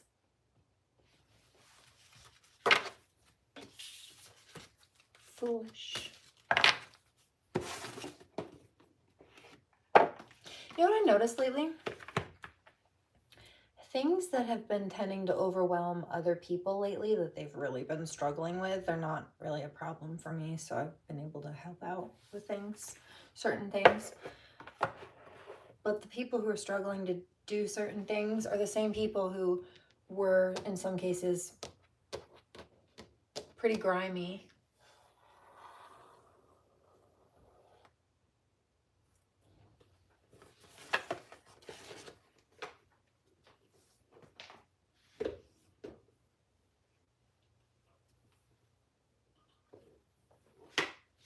I heard that question, divine masculine. Yep.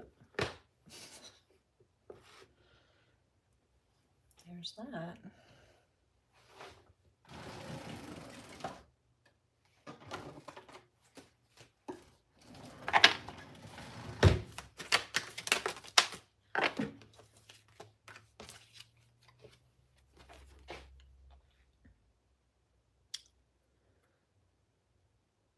This is an X I'm picking up.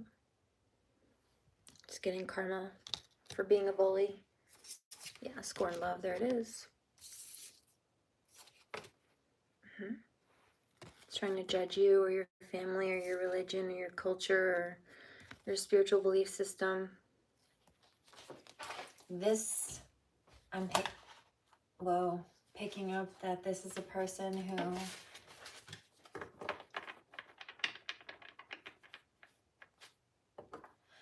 they may have sent monitoring spirits or like incubus, succubus energies, or they may embody this themselves, but now this is what they're being faced with and haunted with. They're waking up with like bruises or scratches, like kind of like being haunted, demonically haunted. Some of them were calling demons on us though.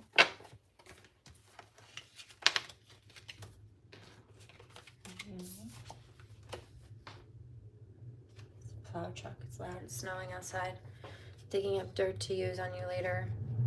Putting negative thoughts in your head. So they don't have any is what I'm picking up. Or they fabricated some. And they fabricated some if they had to do so because there was nothing to dig up on you, or it was old and outdated information, or it was incorrect information, or a combination of both. Blocked throat chakra. And they think that this is something that will, like, I told you about the shut up spells. They want people to be quiet. Ah, look what's behind that. No, they're trying to do shut up spells. It's a karmic female. No. I know who you are.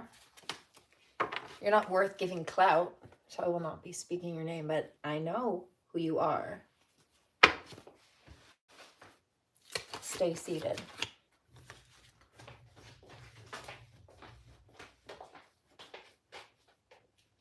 Yeah, look, that's funny. And that was a plow truck, exactly. Told you about the monitoring spirits.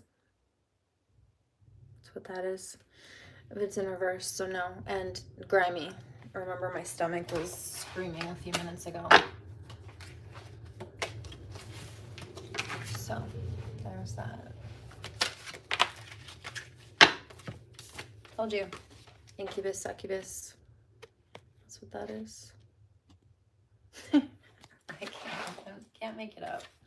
It just is what it is, and I really am who I say I am. And now they're being forced to realize that they might try to deny it, they might try to cognitive dissonance their way out of it, but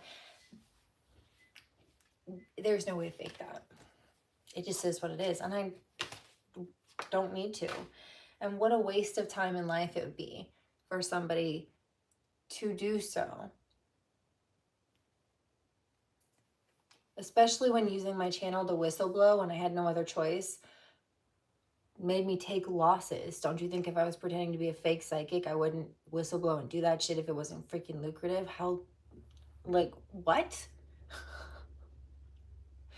But the same thing with letting multimillionaire family members go. It's not about the money.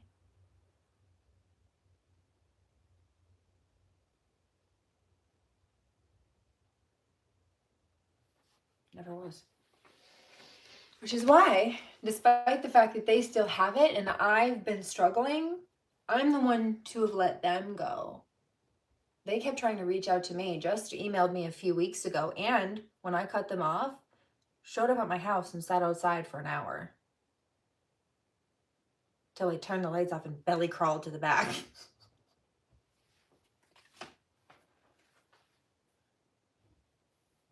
It's not a joke. Like a soldier. It was not nice.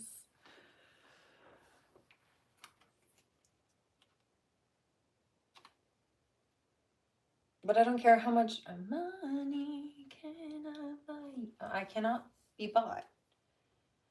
And if you're willing to let people poison my water supply, I'm good. Keep it. Keep everything. I don't want anything from you. Stay away from me. Oh, also, don't forget to take me out of your will. Because that's also a thing with that one. I'll let it all go. Just leave me alone.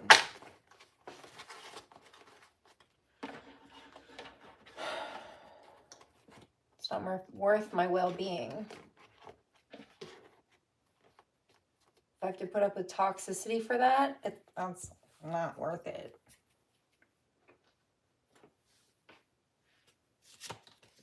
You know why this person put me in their will? Because it didn't start out like that. Is because I genuinely cared and protected and nurtured and took care.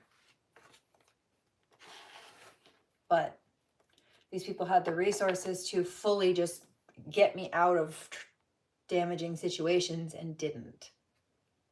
And I picked that up today. It's like sometimes people don't want to fully help you get out of a bad spot, even if they could, because they're afraid that if you do or when you do, you'll leave them. So they try to keep you dependent. That's abuse, dude. First of all.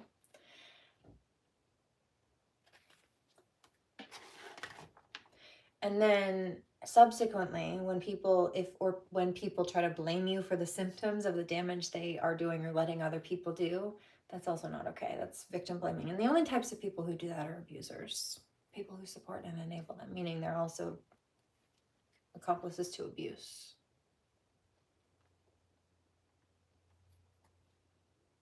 And then there's the water supply thing. So it's a matter of safety and well-being. No relationship or connection is worth that. It didn't start out because of money. I will not stay because of money. Remember to remove my name from your paperwork.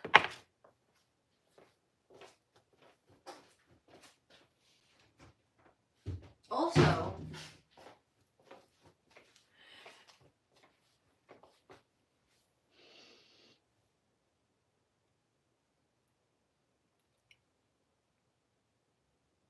I would rather go without or struggle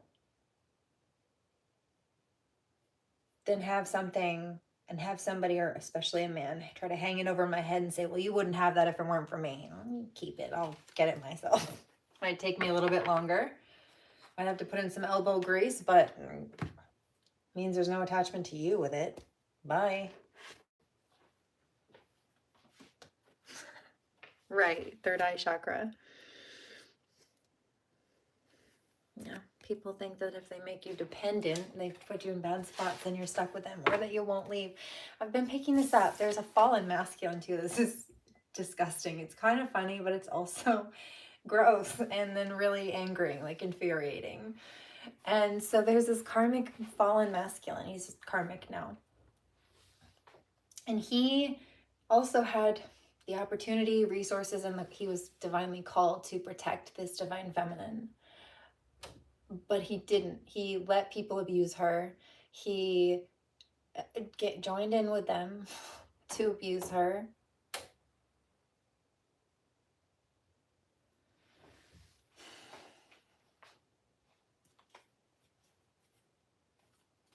And he thought that, like, he would wait until she was at her lowest of her low in these situations.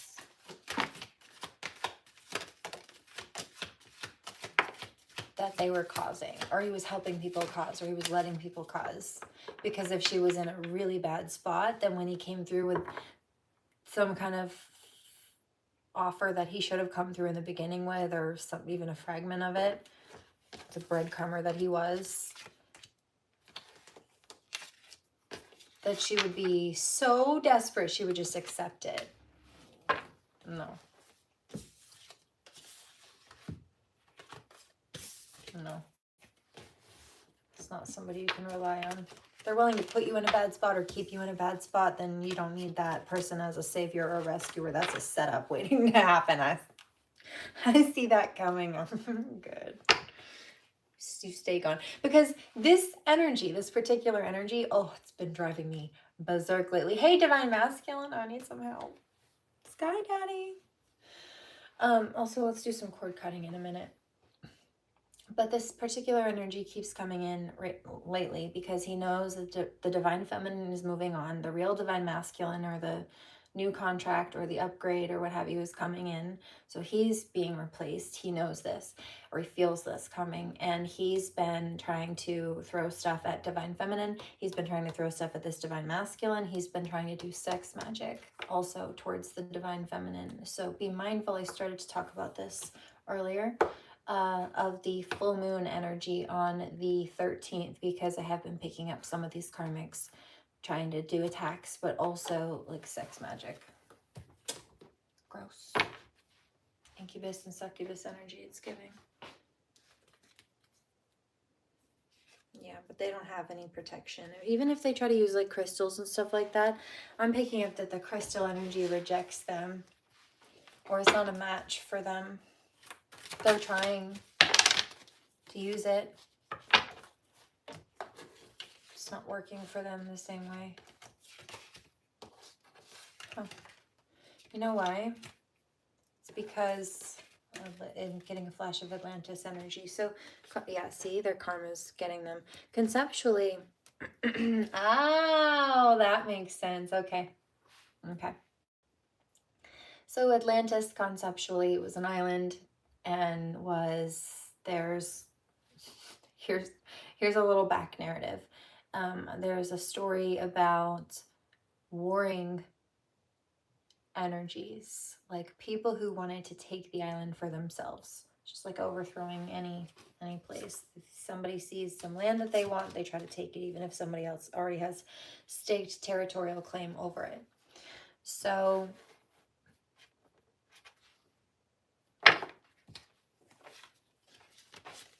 yeah, nobody's listening to their judgments.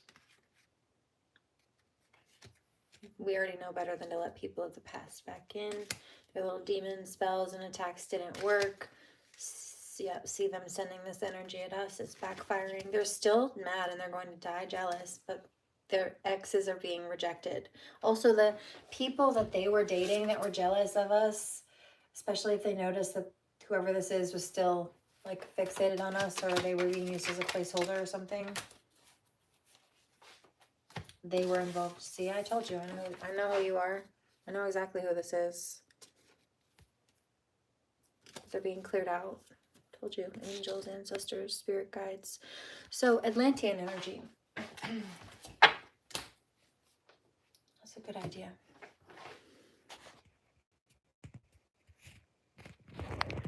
I'm seeing...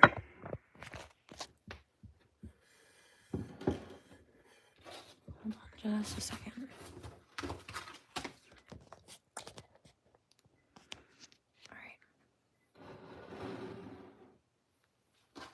A deck that I haven't used in years, but let's go grab it.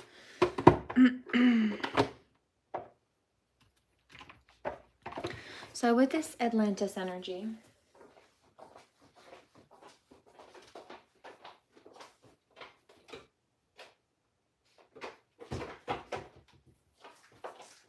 the island was attempted to be overthrown by like a warring enemy group. So there was a peaceful group cohabitating amongst the island, and they were pretty advanced. They had technologies that would have been thought to be unheard of in that era. That was the concept behind it. And it was a very lush, flourishing place, lots of nourishment for everybody, food and water, and so warships came trying to use the crystalline technology for themselves. The thought is that it disrupted the earth system, created an earthquake, and then ripple effect created a tsunami where it was taken down, like buried under the sea or dropped into a trench or what have you.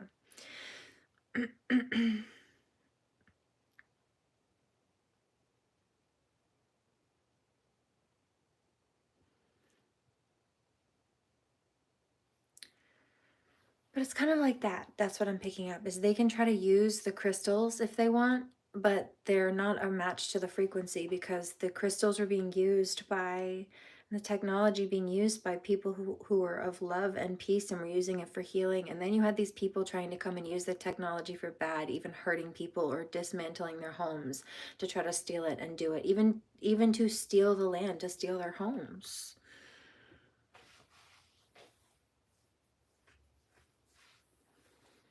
And so imagine that these people who were causing problems like this were the same people, or they're embodying the same energy who did that. Imagine that that's their karma kicking back for that, even just theoretically speaking.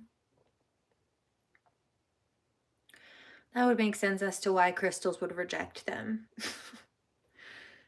Right? Being in tune with the people who were already there, who were disrupted in their home lives. And if a place like that was like dismounted, if it was dropped under, those crystals would have been lost to, really to the depths of the sea. Not that excavations don't happen. And then there's also the transfer of energy. In some cases there are in all cases there are chakra systems, speaking of, that came out in the reading earlier, on the earth, and they're connected by different points in the continental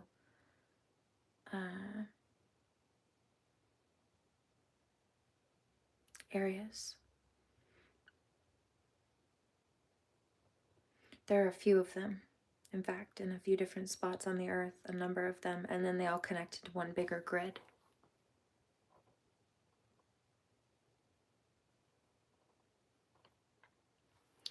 And so sometimes, like if something is on a grid line, the energy from one place can be transferred to another, or in some cases it's like someone will incarnate from one point and then end up in another in their next incarnation. It'll be different for different people. But I'm picking up that there is a parallel, if nothing else, in that energy. Like why these crystals are not working for the karmics, because they're the types of people who cause Atlantis or the crystal to sink. At least based on that theory and thought process.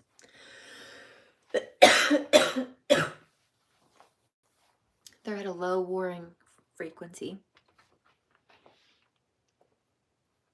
Five of Wands energy, they don't want me to speak. Divine Masculine says, you're not even smoking, are you? No, I'm not. Not right now. Yeah, he says, yeah, that's a throat chakra attack. I know, as I'm talking about the chakra systems. They don't want me to speak about this. Too bad. So,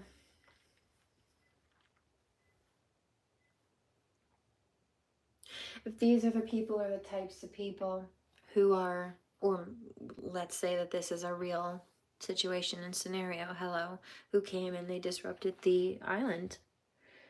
Why would crystals, whether they be from a place that had ties to, like on the grid system, to the one that went down, or even if they were excavated and found many thousands of years later, why would one of those crystals want to work for or with a karmic who did that?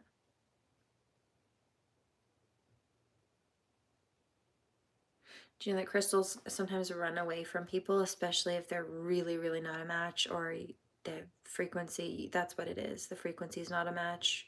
It's not always what happens, but often they do. I've seen people try to force crystals to work with them, and they complain that it keeps getting lost or it keeps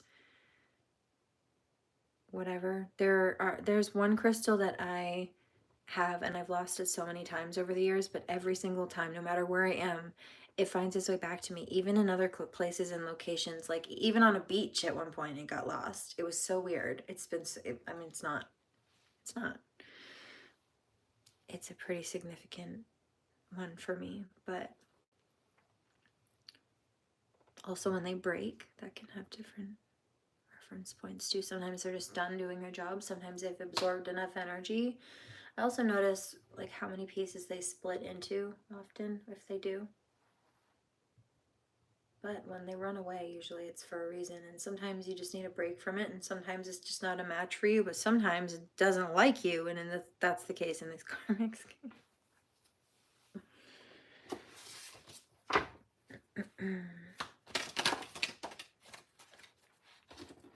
Yeah, you want to sit there and judge people? Well, their cultures. I'm going to judge you for your culture. I'm going to judge you for using crystals. Well, the crystals are judging you back. 122.33. Like a mirror. Yeah, see, protection.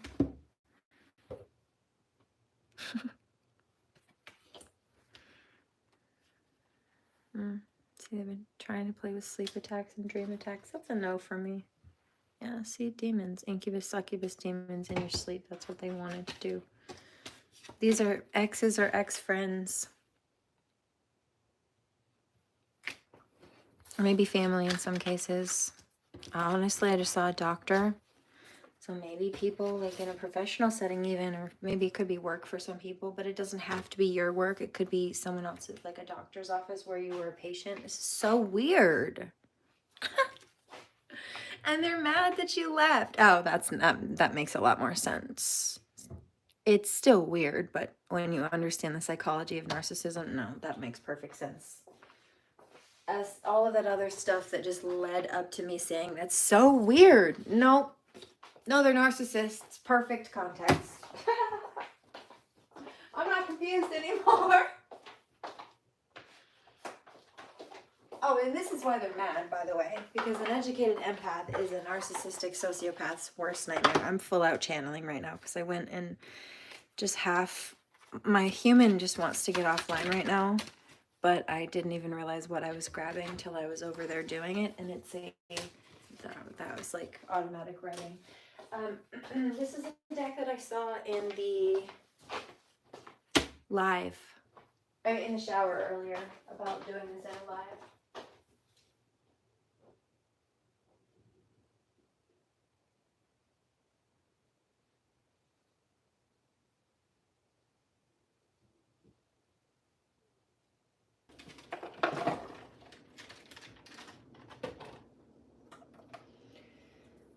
Am I live? Crash or no, it was the battery that died. Wasn't plugged in properly. But it's no big. I'm making a salad though really quickly. Since these karmics wanted to try to mess with people's health and well-being. That's a no for me, man.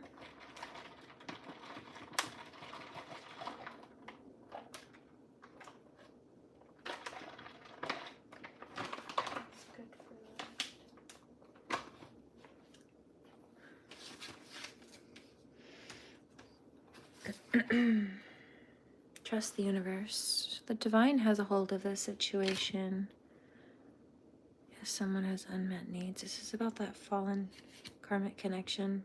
That's what I saw in the shower, because they keep trying to come through in divine feminine's energy.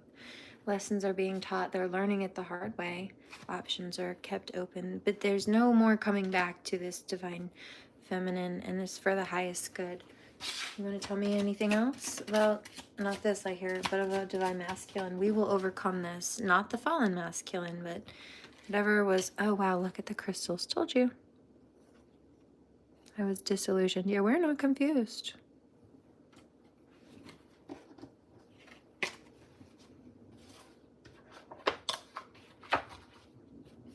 There's a divine masculine who's asking. There's this past life energy I mentioned before, where there was a Atlantean like escape. A lot of people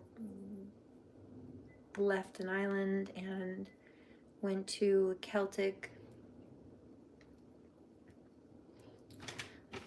islands to escape, and then Divine Feminine, me, was when this case had died, reincarnated back into that Celtic island, but it was years. There were years at that point between the Divine Masculine and Feminine, because he was still the same age as he was when he left, and she was a brand new baby, but she was high priestess and was paired up with another high priestess or high priest. Like I foretold from the beginning, right? And so it must have been very hard, I said, for this Divine Masculine energy to know that that's who his Divine Feminine was, and know that she was right there in front of him, but that he couldn't be with her because it was not appropriate for him to be with the baby. But also, so their dynamic had changed at that point, but also because she was right in front of him, and there was, he still remembered having to grieve her, and it must have been very difficult. Good, grateful that she was there and knowing she was there, and I'm sure it was interesting to see her grow up and what have you, but hard. Because it wasn't the same and couldn't be the same, and he knew that, so he didn't try to make it the same. But yeah, having her right in front of her, but also out of reach, so to speak. It's been very difficult. And this Divine Masculine now is asking, okay, well, is that High Priest energy the one who, the type of energy, or that same energy that keeps trying to interfere with the connection? Especially since that type of energy would be prone to doing sex magic and what have you. Yes, in fact. So, and yeah, so he gets it now. He's like, oh, okay, I get it. And so the reason that he feels like he doesn't want to let Divine Feminine go is because, yes, the Divine Masculine has another question. He says, did he even treat her right in that life? And my answer to that is no. I think he was a little bit finicky about being destined to be with her, so he had some opposition to it at first, and like tried to, sometimes they do the group sex thing, like the paganistic thing. Anyway, so he feels like Divine Feminine's mine because he was contracted to this Divine Feminine in that Celtic life, right? But then he only got access to her, an opportunity to be with her, because of her sacrifice, and because the Divine Masculine he had her first. He loved her first. He was with her first.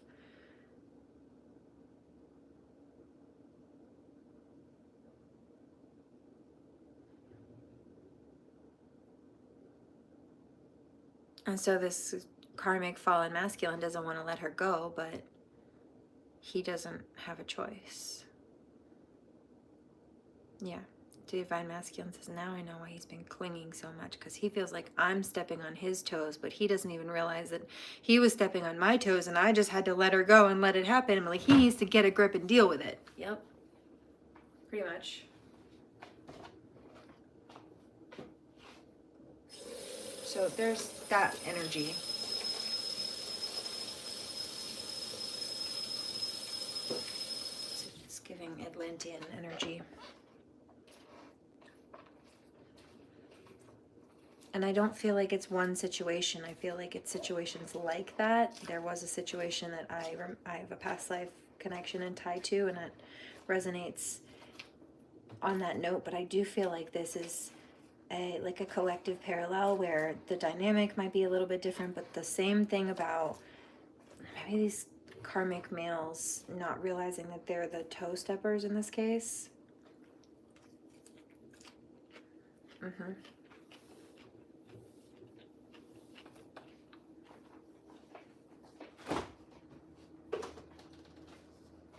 Here,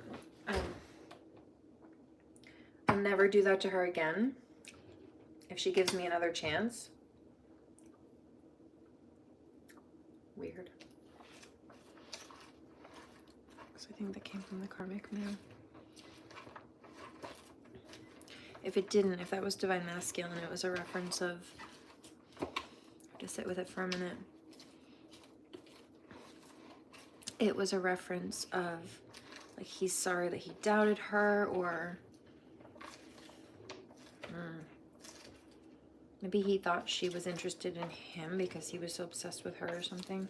He says there's got to be something missing to the picture. There's got to be more to it than that. Yeah, there is. There's like past life stuff. And he's just not wanting to let go.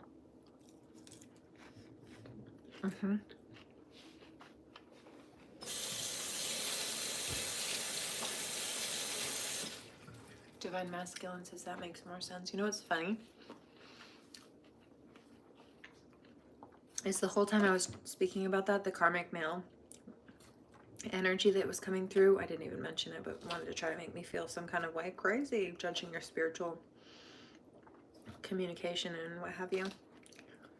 But divine masculine says the opposite, which I think is perfect and hilarious.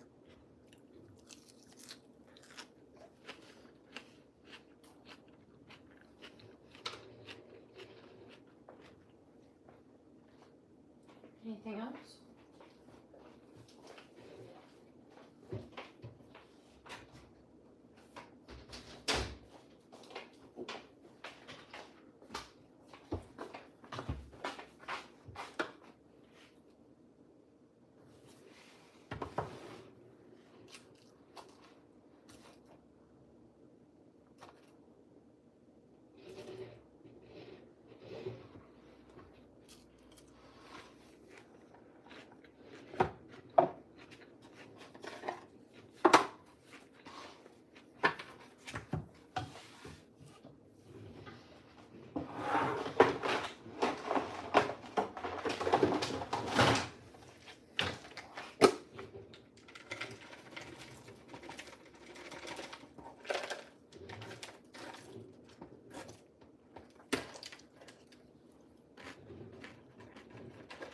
To pick up more salad tomorrow.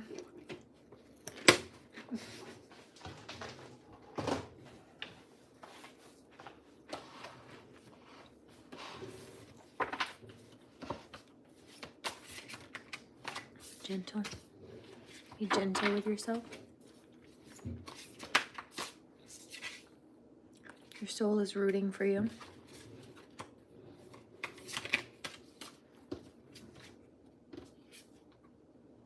I see you. I just picked up people watching what we're doing, stalking, use your wings, yeah. Because I was picking up a specific channel about somebody doing something they shouldn't be, and it's some form of like stalking, and yeah, it's a federal crime, but yeah, see him passionately protest mediocrity, exactly. Use your wings. You can overcome this though, and so can I.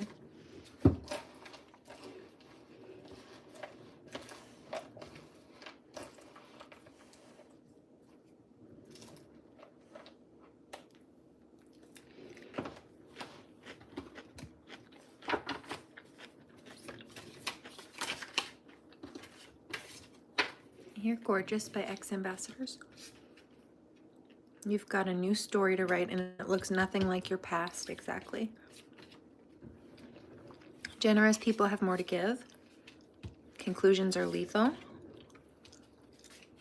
Yeah, they make misjudgments about good people. The universe only trades up. Yeah, but they only if your frequency matches that exactly. Broadcast your essence, and they didn't do that. They were too busy trying to be fake and project or mess with other people to make people look bad. That's not a good look, frequency-wise, dude. No, it's not. Not even a little bit. Cheers.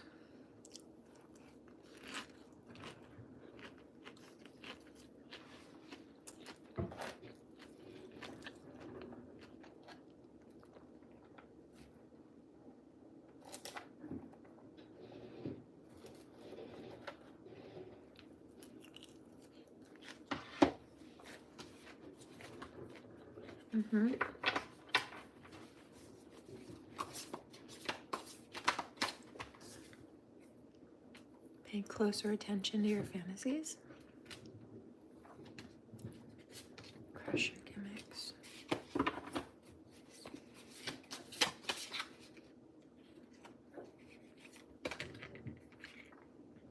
Absolutely, everything is progress. Be someone's yes. Okay, so this is a bit about not being afraid to take that leap of faith towards divine masculine and feminine. Not being afraid to be your weird, quirky little self. But also these gimmicky little karmics. Clearing them out. Yes, you strike obligation, insert choice.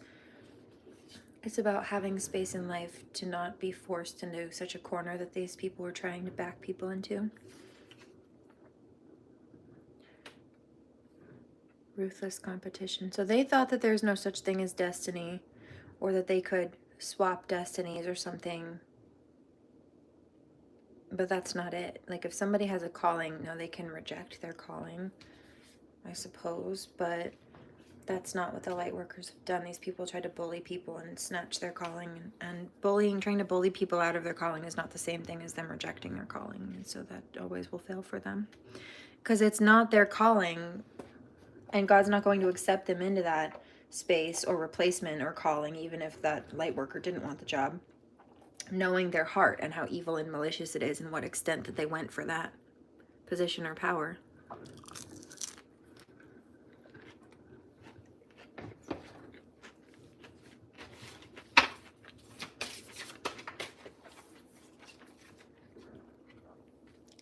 Fierce but flexible, yeah. Be the exception. Okay. Well, psychics aren't real. Well, guess what? Focus creates expansion. Yeah, they wanted to distract people from their missions. Say thank you, it's on the way to you. Go meet it halfway. This might be divine masculine and feminine coming together. Pay close attention to your fantasies. It's telling you, it's leading you. What travels faster than the speed of light? Thoughts. Also, I'm hearing a joke. A divine masculine who wants his divine feminine. That's hilarious. Tenderness is mighty. Yeah. Can I have a hug? I hear. Got your halo dirty. Get your halo dirty. Yeah. So these karmics didn't think that because we're light workers that we could stand up for ourselves, be your own guru. Or if they bullied and isolated us that we wouldn't be our own biggest cheerleaders. Past is never as relevant as we think it is. No, see, they wanted to make themselves relevant by forcing their way into people's lives instead of letting people let them go or letting people go. Joy lives at the edge. French kiss life. So not being afraid to take that leap of faith. Trust your wings. Also, you can get through this. Came out, remember? Somewhere, there it is. Use your wings. Be the person you want to fall in love with. Suspend your preferences, they may be getting in the way. So this is like if you're used to a certain type of situation or person, people heal. You can heal from this. Maybe the universe is trying to send you somebody different because, well, maybe that's part of the problem. Maybe your type is what you're used to, but it's not actually what's good for you. And so let the universe send you what's good for you. It might be different than your usual type. Promise you, you'll be happier.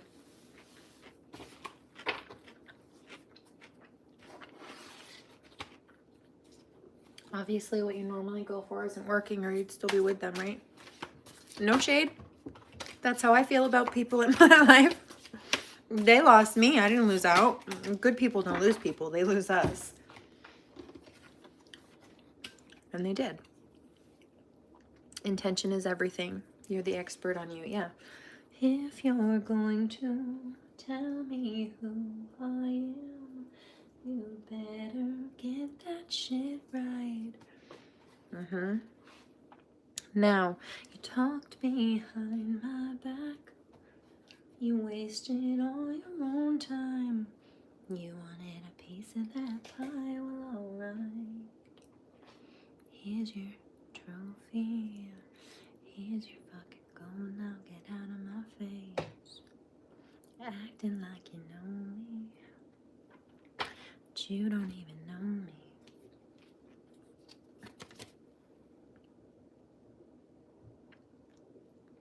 Yeah, might be a type difference. Make stuff that feels good to make. This could also be with what you put in your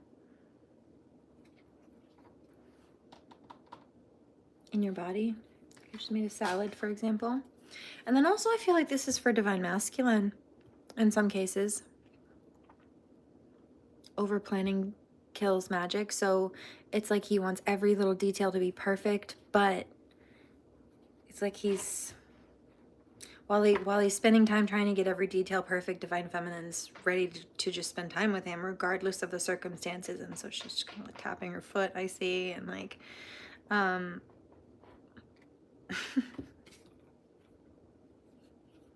and I was kind of like getting bored of waiting. Over planning kills the magic. He's like, where's the fun of the spontaneity of things? I understand he wants to have things set up, though. He wants to make sure everything goes off without a hitch, I hear, and like that it's lasting and that there are no issues that could disturb the magic, right? Like if there's something that's unplanned that should have been planned and then it's not, and it's kind of like a problem. But also sometimes those little misadventures, sometimes those little, oh, whoops, we went the wrong direction, lead you to the best cool little hidden spots, like oceanside view that you wouldn't have seen otherwise, or like a cool mom and pop shop or something. I mean, whatever.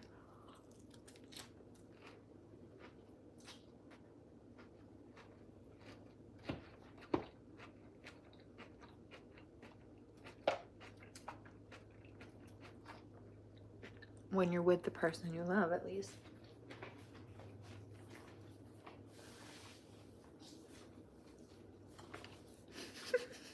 Yeah.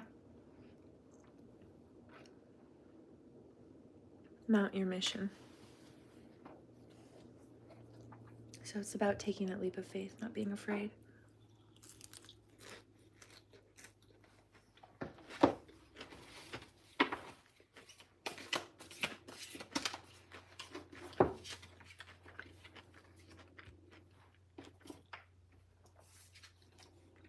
You can and you will. Lack of passion is fatal. Exactly. Like, where's the magic in that? Where's the fun of the spontaneity at that? We know each other. Yeah, there's a past life energy here. Told you. 14422. Make space for your future. Okay, this could also be getting rid of things, decluttering that you don't need or want. Making space for things that do. Let go of the promises that you've outgrown as well. Look your desire in the eye.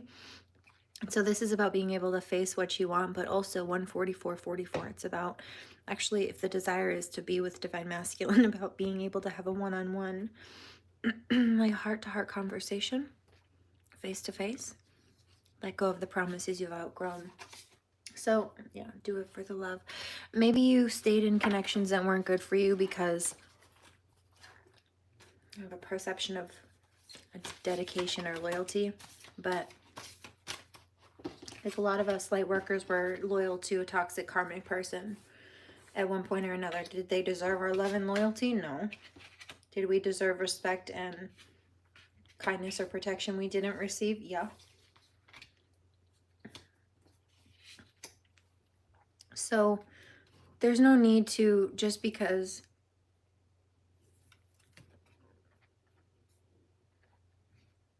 you told someone you wouldn't leave or something like that before you either knew who they were or before they started being, well, not nice. Let's just say abusing people. You, abusing you.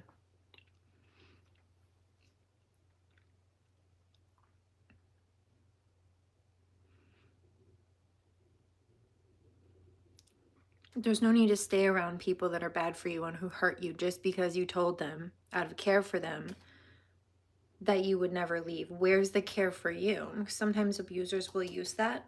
Sometimes they do things like baby trap people. They feel like if you have a baby with them, then you can't leave. But they will try to bully people into like making promises like that and then guilt them into staying over the same types of situations. I almost just started to get the hiccups.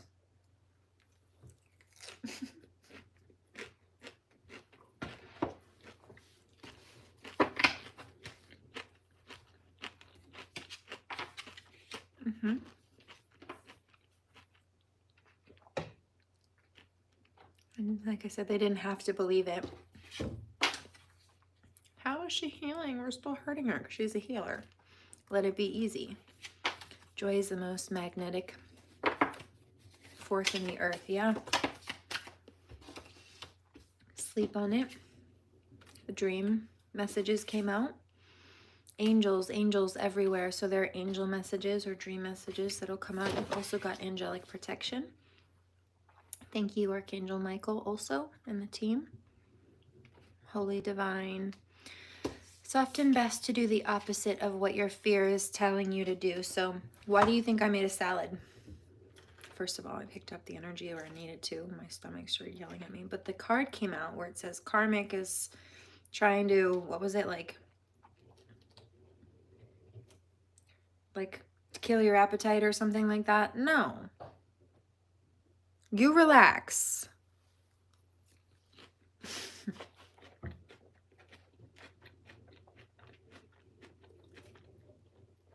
Best way to break an attempted spell is to do the opposite.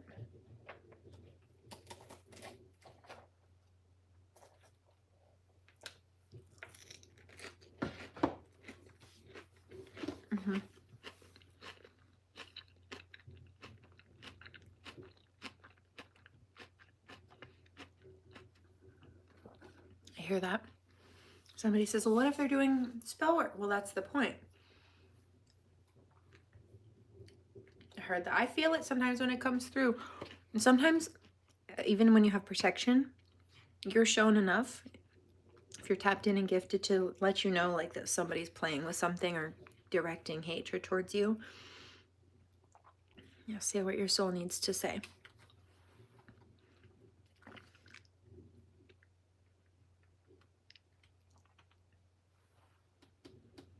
See, they're jealous. They're doing power of 3 spells. Hold on, I need to sit with this for a second.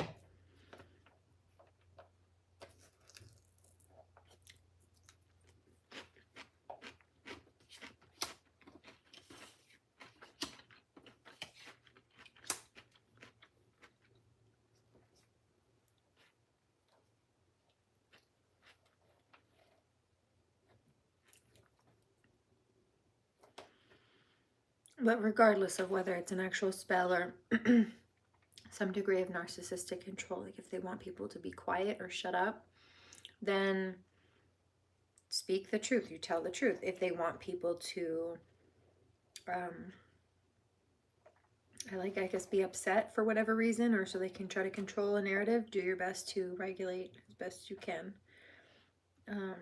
If they want you to, have health issues or whatever, maybe they're jealous of your beauty or your body or like whatever it is, they get weird body envy things, then just take care of yourself.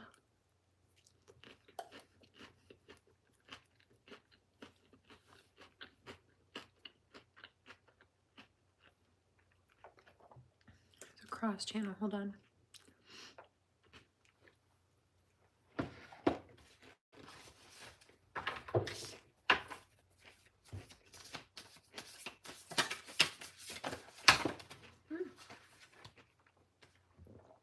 There's quick movement forward here.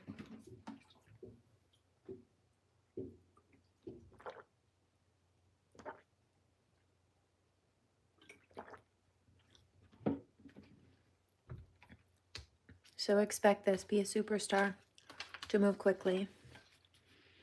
Ecstasy is your birthright. They wanted people to be miserable like they are.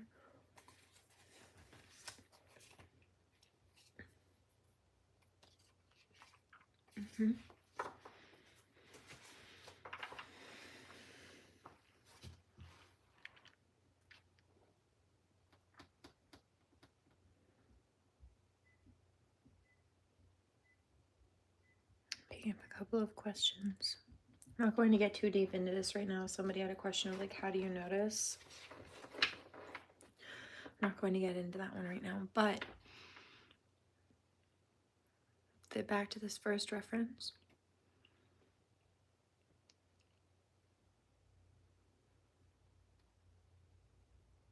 They try to control people energetically or otherwise.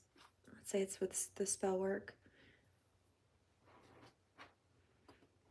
Whether or not you feel little bits of it, whether or not you are cognizant of it like somebody very highly tuned in is or would be. There's nothing more powerful than free will. No, they try to, just like narcissists do, whether it's spell work or narcissism, they try to make things as difficult and oppositional, and they did not want me to speak on this. That's why I sat quietly with it. And they try to create as many blockages as they can, but if you still choose not to accept that for your life, that's not it. You didn't okay that.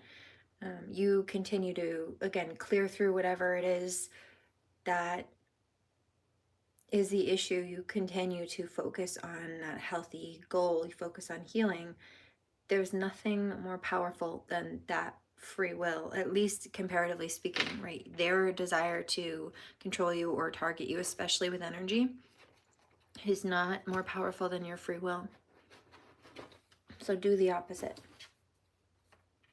After logic, meditate though. So yes, right, focus on your rational mind, but also listen to those spirit callings. And yes, spirit often tries to speak to people in a number of ways, but remember also to use a clear mental space.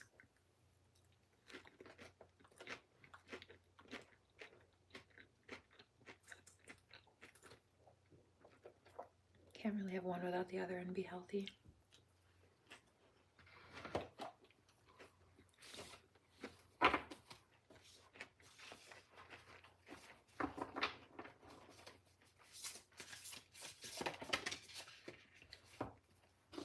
In this case, if they don't align, it's not right. Relationships are everything. Desire more than ever. Okay. Inner attunement over outer attainment, exactly. So this connection is being drawn together out of a space of love. Inner attunement over outer attainment, and I just mentioned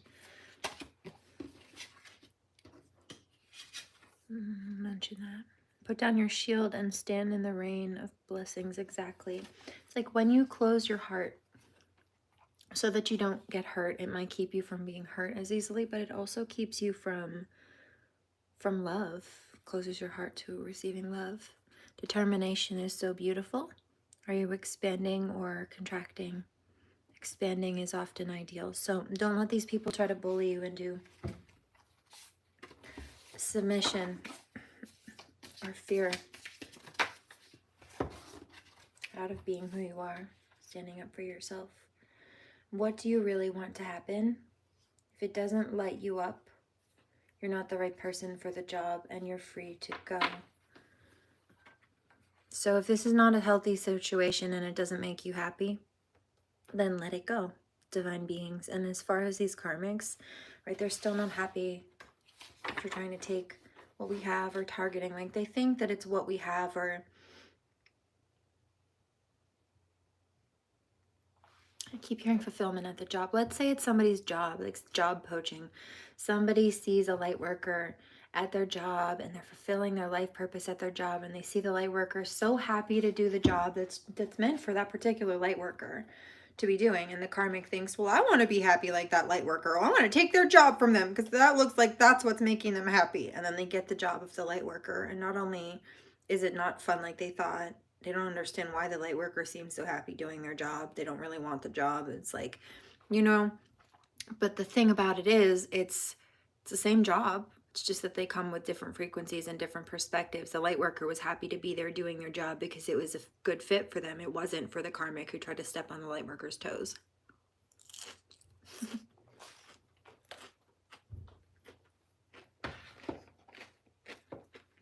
In other words, tried to force fate.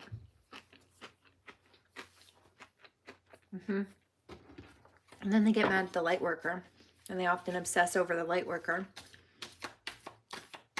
especially if they just try to navigate and make the best of a situation like light workers do, because they think there's some kind of secret sauce. The light workers like hiding something, or they don't understand how they were so happy. There must be a secret that they don't know about. No, the secret is that we just mind our business and follow our destiny path, and it makes us happy. But you're too busy trying to chase other people down and destroy other people while they're in the flow of their own life to have any kind of function or flow of your own. Thank you. Let alone destiny or fate. Update your preferences. Less proving, more living. See, it was all for show for them. So it's okay. Even if you made promises to stay with karmics because you cared about them, obviously if they're not caring about you, then it's okay to let that go. Notice all of the, whether this be a parent to a child or otherwise. Notice all of the prayers in your life that have been answered. Also, that's true. I thought about that the other day.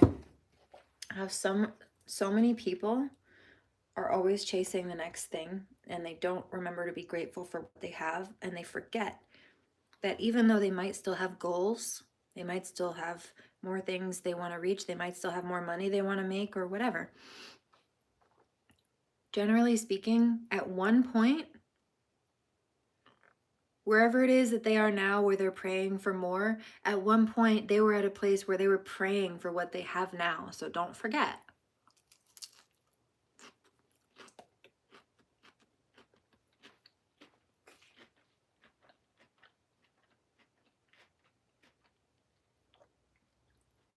God can certainly give you more, but you also need to remember to be grateful for what you have now. In some cases, not only is what you have now what you prayed for before, but in some cases what you have now is what some people are still praying for. So have those goals, but don't forget.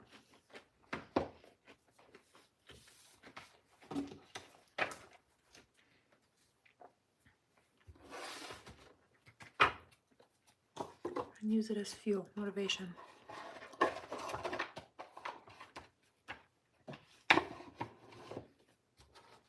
Attitude of gratitude. Gratitude and love are the highest vibrational emissions anyway. And so they are the best and most effective frequencies to manifest with.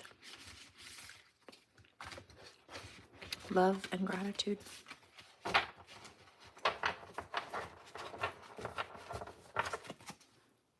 Look. But I was just picking up karmics saying, okay, well, I'm grateful for all these different things, but it's one thing to say it, and it's another thing to genuinely feel it or mean it.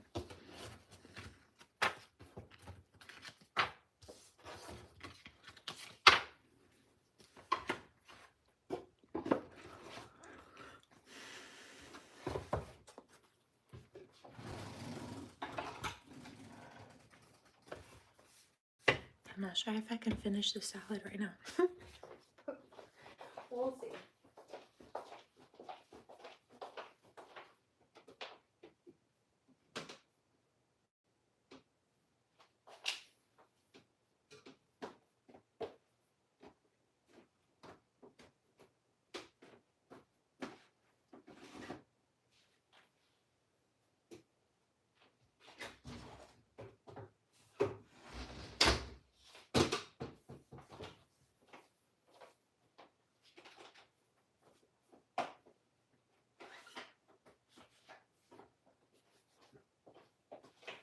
Okay.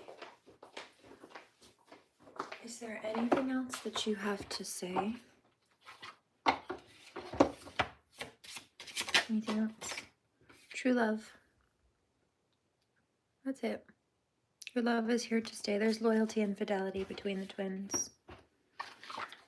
So keep going. Honor the connections, the divine connections. Don't be afraid to let go of the past.